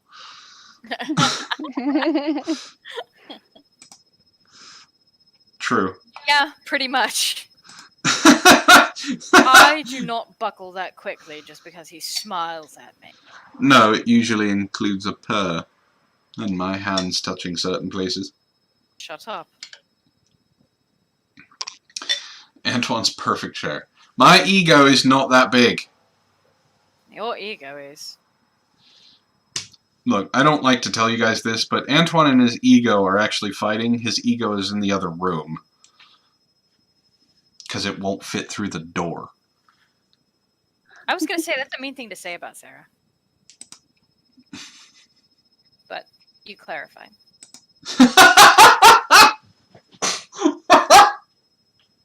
Sarah, when Antoine starts acting up.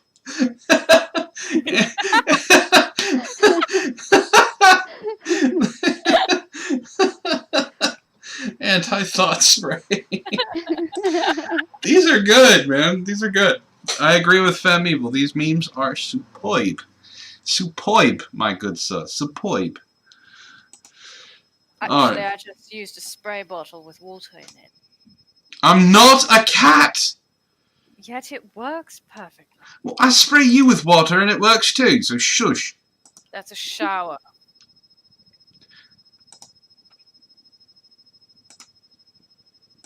Alright. Okay, awkward silence, moving on. Alright. Oh no. Femme Evil says I'm officially drawing Antoine as a Neko. Uh-oh. And Nathan says it works perfectly. Ba-da-bump. Alright.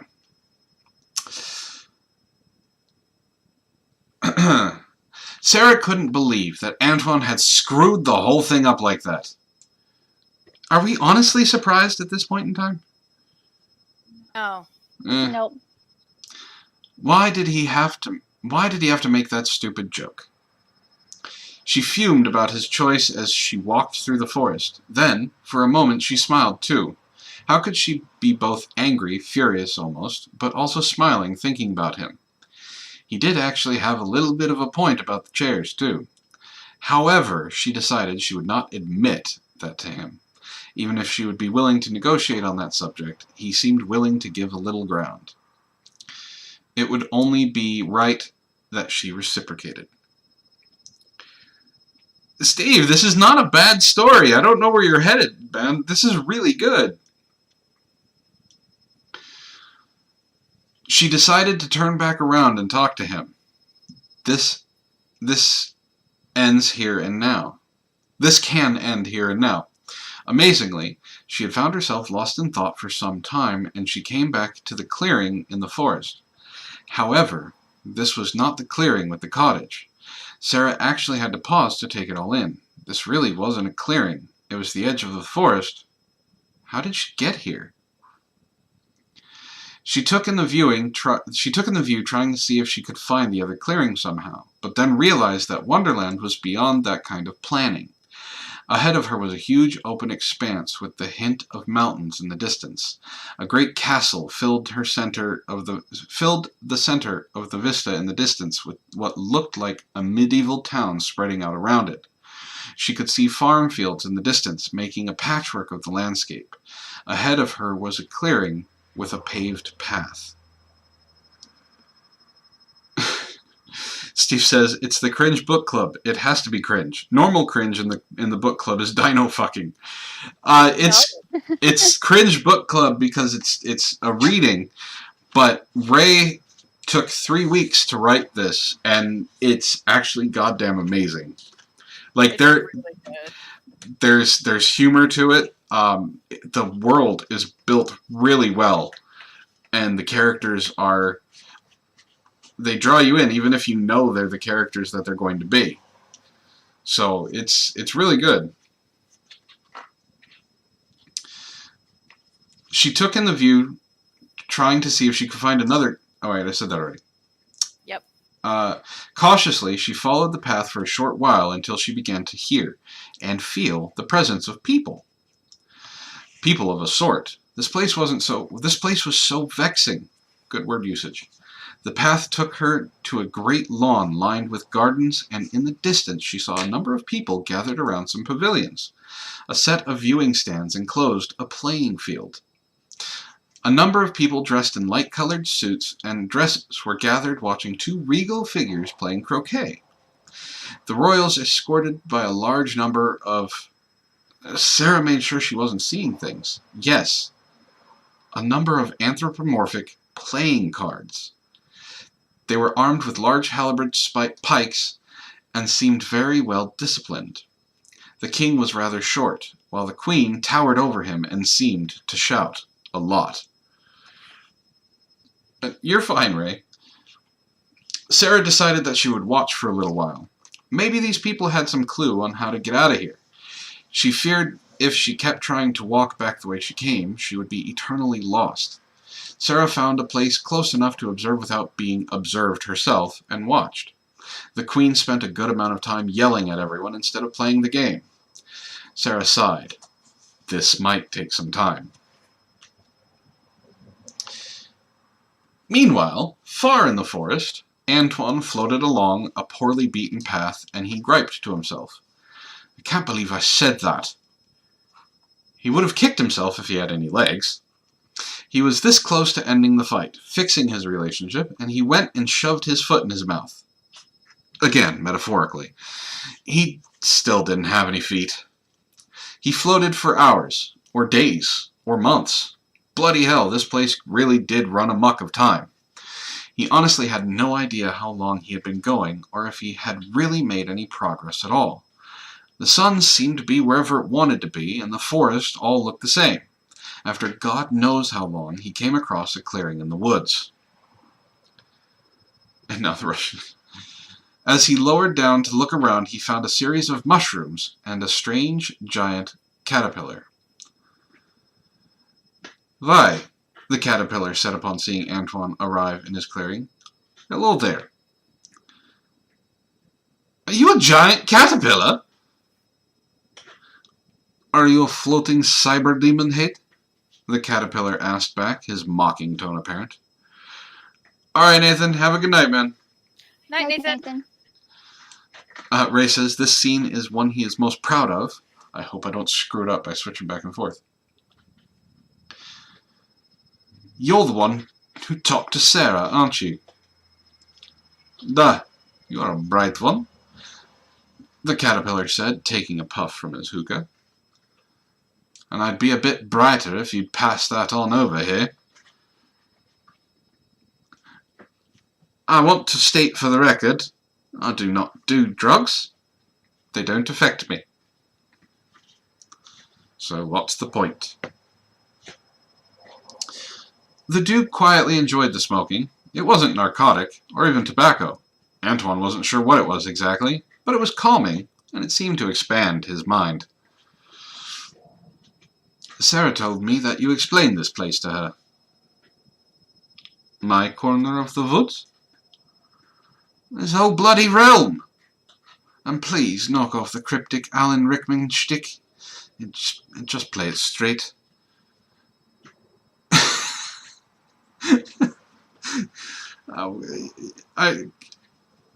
Alan Rickman, because he played the caterpillar. God damn it! I could have done my Snape voice, but I didn't. Too late. Now it's Corvus. Yeah.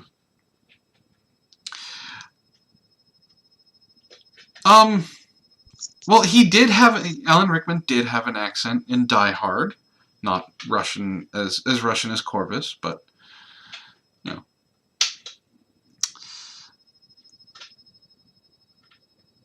The caterpillar inhaled and considered, then nodded. I am happy my lessons took hold. She seemed resistant to what I was saying. I was hoping, Antoine said, waiting his turn to take another puff, that you could help me out a bit. I imagine you have a whole set of questions of your own. Antoine eyed the creature and then shrugged, not with his shoulders, but with his eyebrows, all he had left to shrug with. Yeah, I have a question or two. What is it about this place that keeps me from manifesting my body? What makes you think it's this place? What else could it be? A personal problem? The only personal problem I'm having is that I'm stuck in this twisted excuse for a reality with my girlfriend, or ex, I have no bloody idea where we stand, being the only other sane person around. That does sound like a personal problem to me, the caterpillar said, taking a puff. Antoine paused and considered. You might have a point. So, clearly, once you have resolved the issue, you should be able to manifest body. Well, I just made up with my girlfriend. Mostly. Well, I kind of accidentally brought up the fight that caused us to take some time apart. The caterpillar observed and watched the floating cyberdemon head squirm a little bit. Okay, I bollocksed the whole thing up by making a dumbass joke that didn't go over. I know I've had other jokes that went over just fine. This one went over like a wet fart in church, but, you know, whatever. But we were mostly back together. Then why can you not manifest your body? Antoine got visibly angry. I don't bloody know! Antoine eyed the caterpillar and then added, Come on, man. I asked you to knock off the philosopher shit and just lay it out. That takes all the fun out of it. However, my time is short, so I will do this as a favor for you. You are a cyberdemon, a creature of cold, hedonism, and self-righteous egotism. What's your point? I want everyone to take note of that. Antoine admitted to it. Just timestamp this, and whenever he starts getting on about him not being self-righteous or egotistical, just point this out. Yeah. Wonderland is a place of timeless, illogical frivolity. In many ways, this place exists contrary to your very being. That you can even conjure your own wolf-green face in the Red Hood is a testament to your sheer will and determination. Well, I know that much. As such... Want to do that again? You roboted. Oh. I know that much. And as such, Your normal method of self-manifestation won't work here. You have to change your thinking, your way of being to fit a place that does not function on basic logic. You must adapt your core logical being to a world that is, at its core, illogical. How the bloody hell do I do that? The caterpillar shrugged. I wouldn't know. I am not a cyber demon. The two smoked for a few more moments until the caterpillar broke the silence. Alas, we must cut our visit short. Why? I have no place to go, Antoine said, feeling a bit lethargic. The caterpillar began extruding a cord of silk from its mouth and began winding and wrapping it round itself. You may have no place to go, but I have someone to become. Antoine watched as the great caterpillar covered itself. Can I finish off the hookah? Priorities, Antoine. And Ray says your Corvus pillar sounds like Sigmund Freud a little bit. Well, he was giving Antoine kind of a lecture. True. You ready? Ghost Dog says, I love the caterpillar. He is the true asshole of the story. He always is. Alright. Do you remember who you're doing for the queen? Yes, that's why I asked if you were ready. I'm ready. Mitzi, are you ready? I'm ready. Okay. Seize her! God. Oh God. Oh God. I thought I was ready. I was not ready.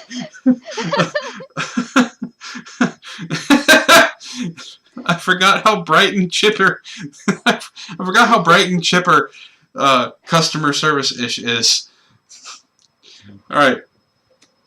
Do it over. Go ahead. It did not carry. One more time. I'm not doing it a fourth time. Alright. Sarah just sighed as the dozen card soldiers trotted toward her with their halberds pointed. They trotted strangely, but in a way that was fitting for their short, stubby legs. She noticed how their arms were awkwardly bent. She could cut through the whole deck of them if she wanted. On the other hand, this was the largest group of people, if you could call them that she had seen since she got here. She figured that if she left them alive, she could talk to them and find out some clue to getting out of here.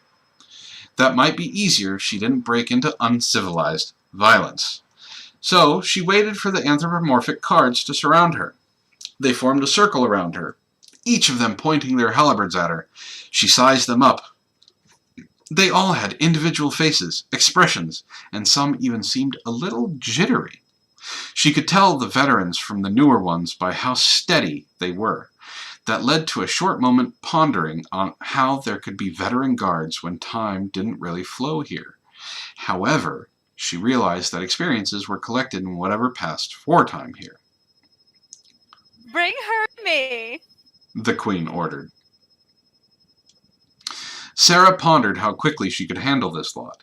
They looked quite intimidating, but they were very well drilled as well. But they were still just beings. If they started demanding too much, she could end them rather quickly. She had also decided that the Queen might have something interesting to say about this place. All of the guards had made their way into position around her, and there was a moment of silence. Then one of the guards motioned with his halberd, and several others broke the circle, giving her an avenue to move. The guards all eyed her as she gracefully moved down the improvised corridor. As Sarah walked forward, the guards kept pace with her, keeping her walled in. A pair of guards would run up from the back of the formation to keep a wall moving as she walked towards the Queen. The guard behind her gestured with his halberd and said, Move. Brilliant! Absolutely brilliant! Yay! Sarah considered how quickly she could end the card, but after a moment decided against violence at this point. Her patience was thinning. However, But pragmatism dictated that she at least try to talk to this queen first. She walked forward until she was only a few feet away from the queen. Kneel before Her Majesty. Sarah stared at the card until the card flinched. 2 more cards came forward with their weapons ready. You will kneel. No, I will not. The queen took a step forward and locked eyes with Sarah. Sarah towered over the woman.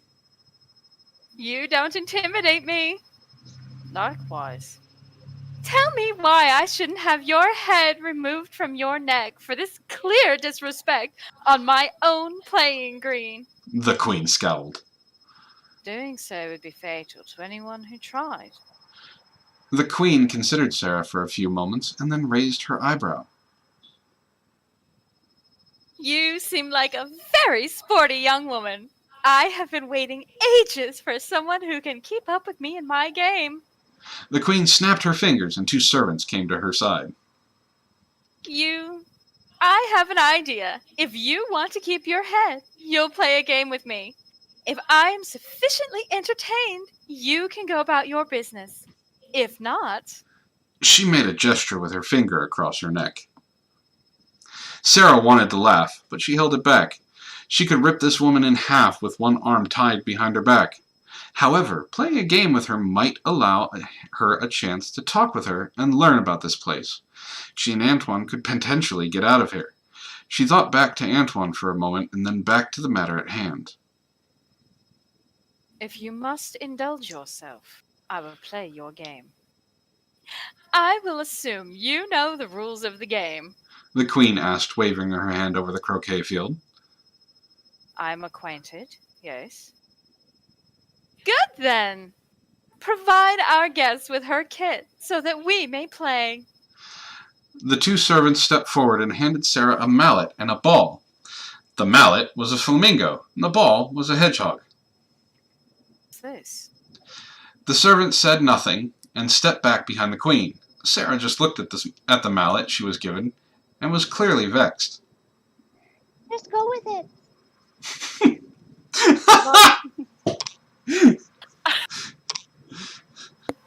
That's perfect. Bloody hell, you can talk. The queen doesn't like it when we do, though. Don't tell her. It seems a little cruel to use one sentient creature to hit another, particularly when neither has offended me. It's better than being in her gardens or in her zoo. And he's very gentle. The flamingo is male. The flamingo is a very, very high-pitched male. It's fine. Very effeminate. The 2 started playing, and Sarah watched the queen take the first swing. Her ball flew wild and then started rolling towards the correct spot on the field. So, it's going to be like this, then. Just let her win. She'll stay quiet that way and leave us alone. Sarah sighed. This might take a while. Meanwhile, not that far from the playing grounds, how can you find your way around here? Antoine said as he floated over the treetops. It's not about looking where you are going, but going where you aren't looking, the butterfly said. The butterfly, formerly the caterpillar, was a bright yellow, red, and blue creature with wings, easily as big as his former body was wide. Antoine was tiny by comparison. The 2 of them fluttered above the forest, moving somewhere, and going a good deal faster than they could have from the ground. So if I close my eyes, Antoine said, clenching his face, I'll get to where I want to go? Niet. Just don't try to go anywhere, and you'll end up where you should be. If Antoine could have shrugged, he would have. He'd been here long enough to realize that the rules of this place weren't something to ponder. The 2 flew on for a few minutes until they came to a great clearing with an imposing castle in the background. Bloody hell! This place is crazy! It's Wonderland. What's going on down there? A party? They have tents set up. I suppose the Queen is playing a game again. She does like to have an audience watch her. There's a spot on the bleachers there. Let's go down and watch this for a while. The two fluttered down and found a suitable perch on the back of one of the bleachers. The two of them looked out over the playing green. Are they playing croquet? The Queen enjoys the game. Real quick, it just occurred to me that Antoine is basically the Cheshire Cat. And Ray said, that was why I had him be only ahead for 90% of the story. It fits. Not my queen. That's right, you're British. Look, I want to clear things up. Technically, I'm not British. I chose this accent because you humans, especially you Americans, for some reason like listening to people with accents. You think we're smarter, we're more proper. So, thus I chose this. It's how I convince you to listen to me. Sarah was born British. Why do you think she has a stiff upper lip and all that? Might do with learning some decorum. Why the hell do I need to learn decorum? It might be a nice change. They looked over the game, and Antoine saw Sarah taking a swing with her mallet. She moved the ball along the field where it was supposed to go. The butterfly nudged Antoine with his wing and said, "Oh, Sarah's here." Why do we keep ending up in the same place? What were you thinking about? Antoine looked at the butterfly and said, "Ah, that makes sense." The two watched the game go on. "Hey! Oi! That bitch cheated!" Antoine shouted as the Queen moved her ball with her foot. "Shh! It's better that she doesn't notice us." Antoine watched the Queen line up another shot, and a large wolf grin came across his hooded face. "Hey, batter, batter, batter, swing!" "Batter?" the butterfly asked. "That is a baseball reference. Aren't you British?" "Croquet is French. Fuck it." Is croquet French? No idea. I have no idea either. The butterfly... I want to find out if it's French. The butterfly shrugged, but his consideration was cut short by a loud interruption. Who said that? The Queen shouted as she did, in fact, miss her shot. "Oh, now you've done it," the butterfly said. He started flapping his wings and began fluttering away. "What? You're going to leave me here?" The butterfly shouted back. "They'll want to cut off your head." "I'd like to see them bloody try," Antoine said defiantly. Since all he is... What? He doesn't have a body. I was going to say, since all he is a head. Several card troopers trotted up the bleachers. Other spectators scattered as the feared enforcers made their way up. A half-dozen of them forced a semicircle around Antoine, their weapons pointed at him. The leader growled. "Don't move. This is a scoundrel, Your Majesty," one of the card troopers said, pointing at the floating head. Bring him to me. The Queen shouted. "Sorry, customer service issues the Queen is perfect." You're welcome. One of the guards tried to grab Antoine, but he floated to the side. Another guard tried to grab him, and he floated to the other side. Finally, one of the guards got smart and threw a net on him. "Get this thing off of me," Antoine said as he tried to float away. The net was weighted, and he found himself struggling. Two of the guards began dragging the net, and Antoine along with it, down the stairs. Antoine bounced off a few of them. "Try to miss a few!" He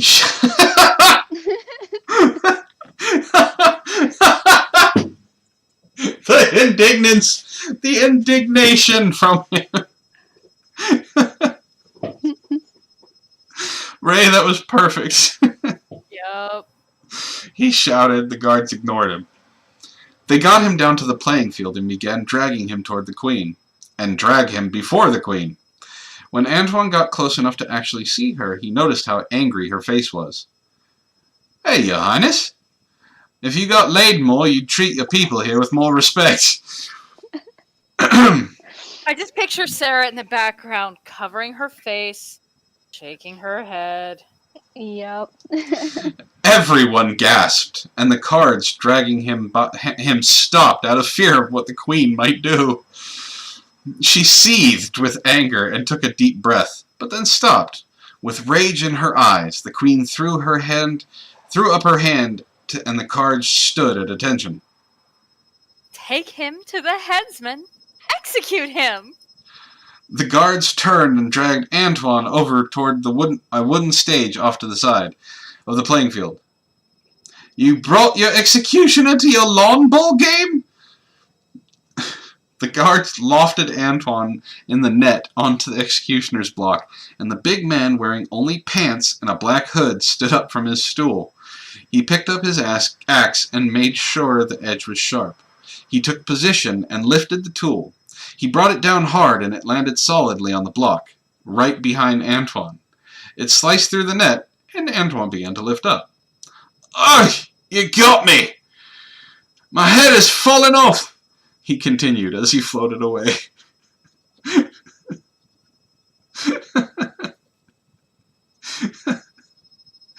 Antoine really laughed at the absurdity of the situation.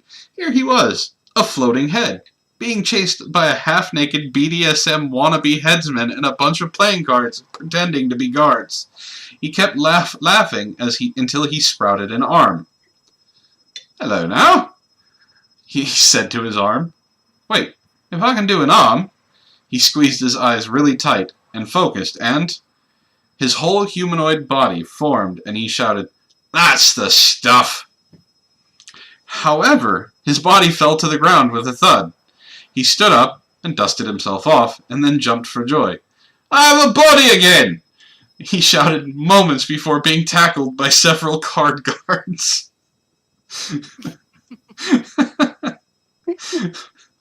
That's good, Antoine. You're being chased by people, and good job paying attention to the things that are most important.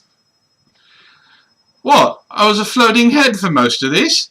I had a body again. I can use my fingers. Look, they wiggle. You keep your fingers away from me.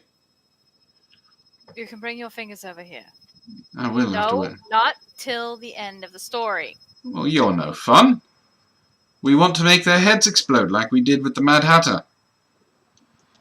Yeah, that doesn't work here. You don't know that. No, trust me. We live with you.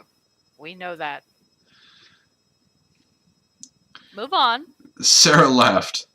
The guards who tackled Antoine were tossed around like rag dolls. Antoine, with his body back, was quite formidable. She nodded in approval. The queen was hopping mad. Literally. She was jumping up and down. Bring him back here. Don't let him make a mockery of me. It's honestly not that hard, lady.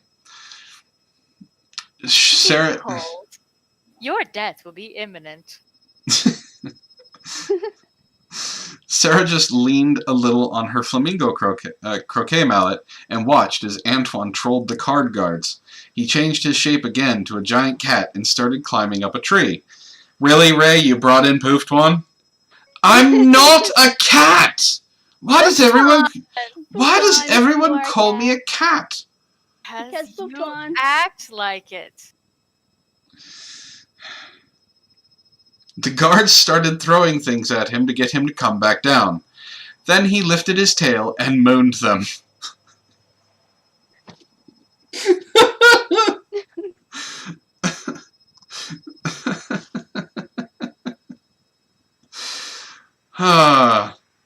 She chuckled at his antics as she watched him. She remembered all the good times they had together. She also realized how stupid the argument was, and she just kept on smiling as she watched Antoine continue. He was now actually lifting two of the guards off the ground who had gotten a line on him. It took a moment, but she realized she could feel everything again. The cards, the queen, the king, the guests, Antoine, the grass and trees, and the caterpillar, who was a butterfly now. She felt it all. Her powers were back. Stop encouraging him. The Queen shouted at Sarah when she saw her smiling. Sarah ignored the Queen and kept watching her boyfriend make fools of the whole deck of guards. Oh God! Ray! You had to throw in a pun! You had to do it! I read it! I saw the whole thing before I could even register what you did. You son of a bitch! Stop her too. The Queen shouted, pointing at Sarah. A card guard marched up on Sarah, with his weapon leveled at her. Cautiously, he reached out to grab her, but Sarah just guffawed. Sarah, do you guffaw? I might chuckle in amusement. She easily moved away from the card and stepped behind him. Okay, enough of this.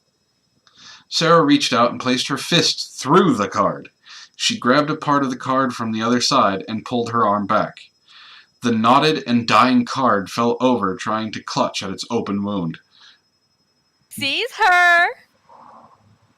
Several dozen cards began pouring into the playing field from beyond the hills.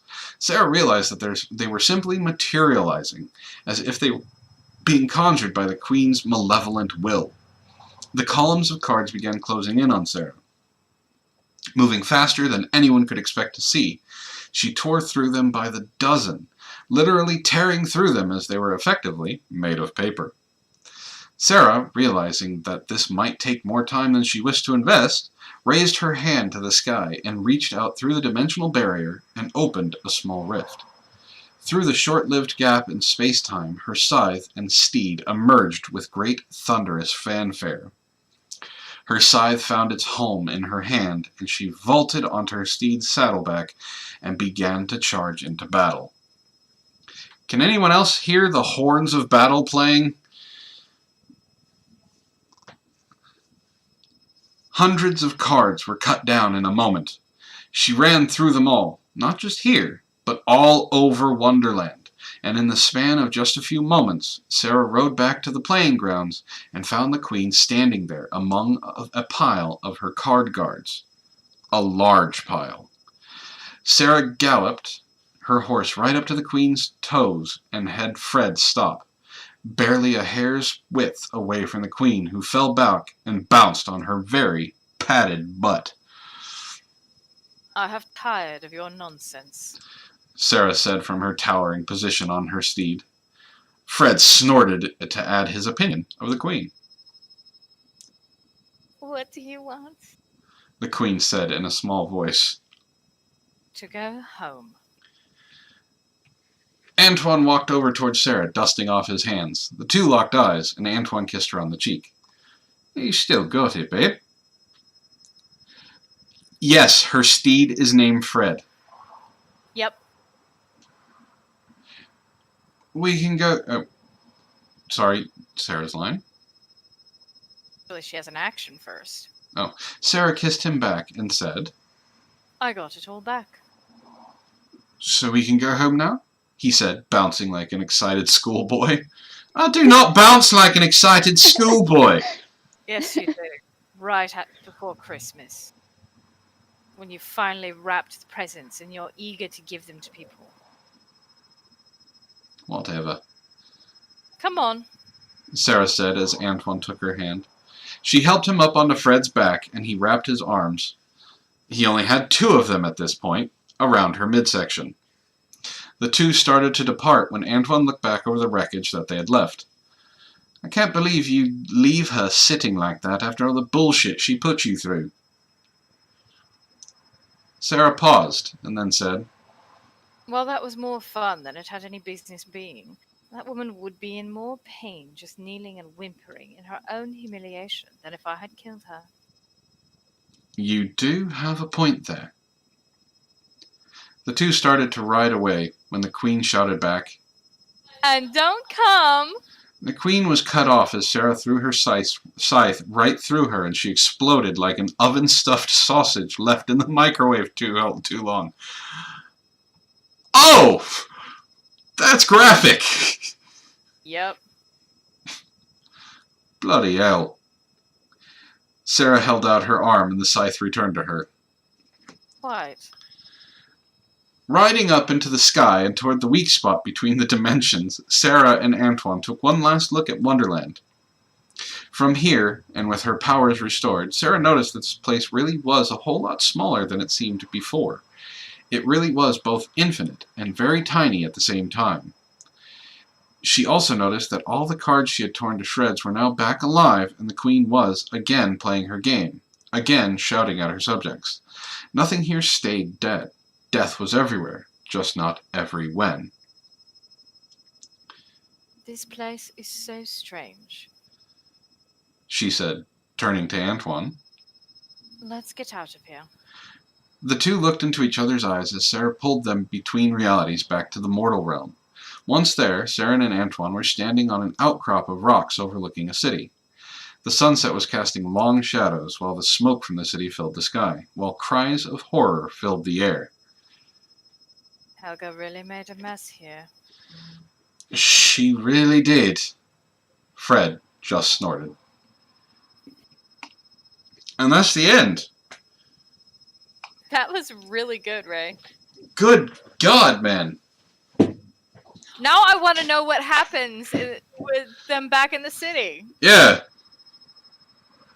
It sounds like World War III started. That was... Jesus Christ. That was really good, man.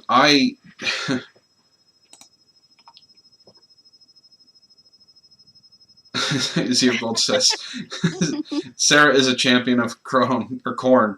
Corn? Is it corn? Corn. Corn? Changed my mind. Ray, that was... I'm dead serious, man. That was brilliant. That was absolutely brilliant. It was awesome. You didn't go into overly detailed or anything like that, but I could clearly see what you were doing in my head. Yeah. That was awesome. And you did really great with Sarah.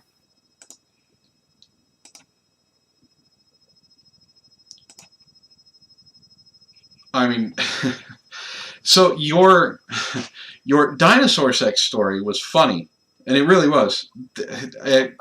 It was hilarious. It was, you know, the sex wasn't too bad. The descriptions were great, everything like that, and you had a great sense of humor with it. This story wasn't funny, but it had funny moments, and you played it really well. Like learning about the characters, you got a good sense of how you saw the characters acting. Yeah, I did warn you. She would have problems. She's yeah. We'll just leave it at that. We'll just leave it at yeah. But you did really, really well with her, and I know she's a complicated character to mess with. So I'm really, really happy with it. No, the lack of major humor was not a deal breaker. It was appropriate where you put it, and at the right amount. And to be honest, I agree with Femme Evil there. Says, honestly, I wasn't expecting much given it was an Alice in Wonderland kind of fanfic. But I genuinely got invested. Yeah, genuinely got invested in what was going on with these characters. Like, I really want you to write a part 2. You have no idea how much I want you to write a part 2. Yeah. Mm-hmm. So it's... like, if you feel up to writing more, I would be for reading it again and have no problem doing it.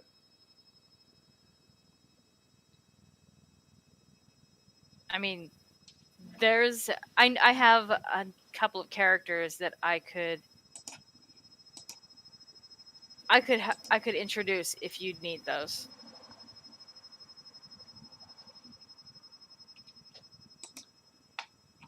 I mean, it doesn't even have to be another Alice in Wonderland thing. It could be, you could send them into another different story. You know, it really was. This was really good. I don't know how else to say it. I would find someone to professionally edit it because there are some, like, I will say this, there were some things that the way that they talked was kind of stilted, but it flowed nicely. If you can find someone to help you edit it to where it's a little bit more flowy in certain spots and just fix some of the spelling errors, you could put this up on Kindle for like $1 and probably make a decent amount of money and have people want you to make more. I mean, Femevil says she wants a 30-part series.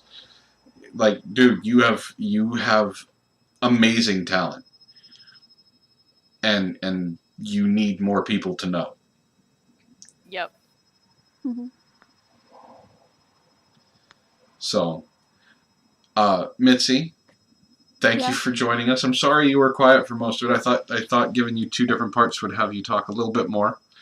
But thank you for being part of the crew. You're welcome. We will be doing really good. We will be doing more stuff like this, as you know. So for any of you who want to take part like Mitzi did, we can do actual plays and things like that and have actual parts. Go ahead, there's a link down below for Patreon. There are 2 reward tiers. You get to be part of this. You're welcome, Ray. You get to be part of this crew or cast. You get a mug if you want, or a mug of a style that you want, and a sticker. And you get to be on here doing this stuff with us, creating drinking games, which this story didn't need at all. Like, I enjoyed my drink with this, took my time with it. So please, guys, join us next time for more stories for Cringe Book Club, and we'll see how things go. You 2 got anything you want to show or say? No. I don't do anything. I have nothing to show. Well, it's Wednesday, right? Yes. Yes. Ishtar is doing a Thursday stream because we're going to be out of town this weekend. So, by all means, cat sitter on call. Yeah, by all means, go watch her do stuff tomorrow. Is the cat sitter KG? Yep. And as for me, we probably will not be having a Last Fox. It depends on how soon we get back on Sunday. So more than anything, I possibly will be seeing you guys on Tuesday for MSNBC if Wren has her coworkers behave. So thank you guys for coming. Thank you for joining us. Ray, the story was goddamn amazing. And we hope to see you guys next time. Have a good night, everybody. Bye.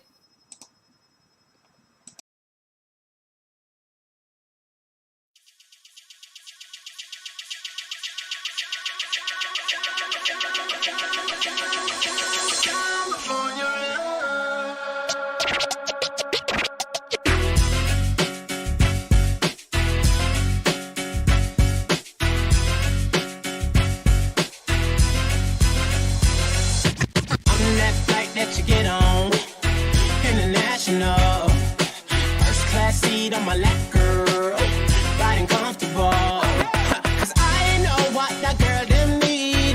New York to Haiti, I got lipstick stamps on my passport, you make it hard to leave. Been around the world, don't speak the language, but your booty don't need explaining. All I really need to understand is when you been around the world, don't speak the language, but your booty don't need explaining. All I really need to understand is when you talk dirty to me. Talk dirty to me. Talk dirty to me. Talk dirty to me.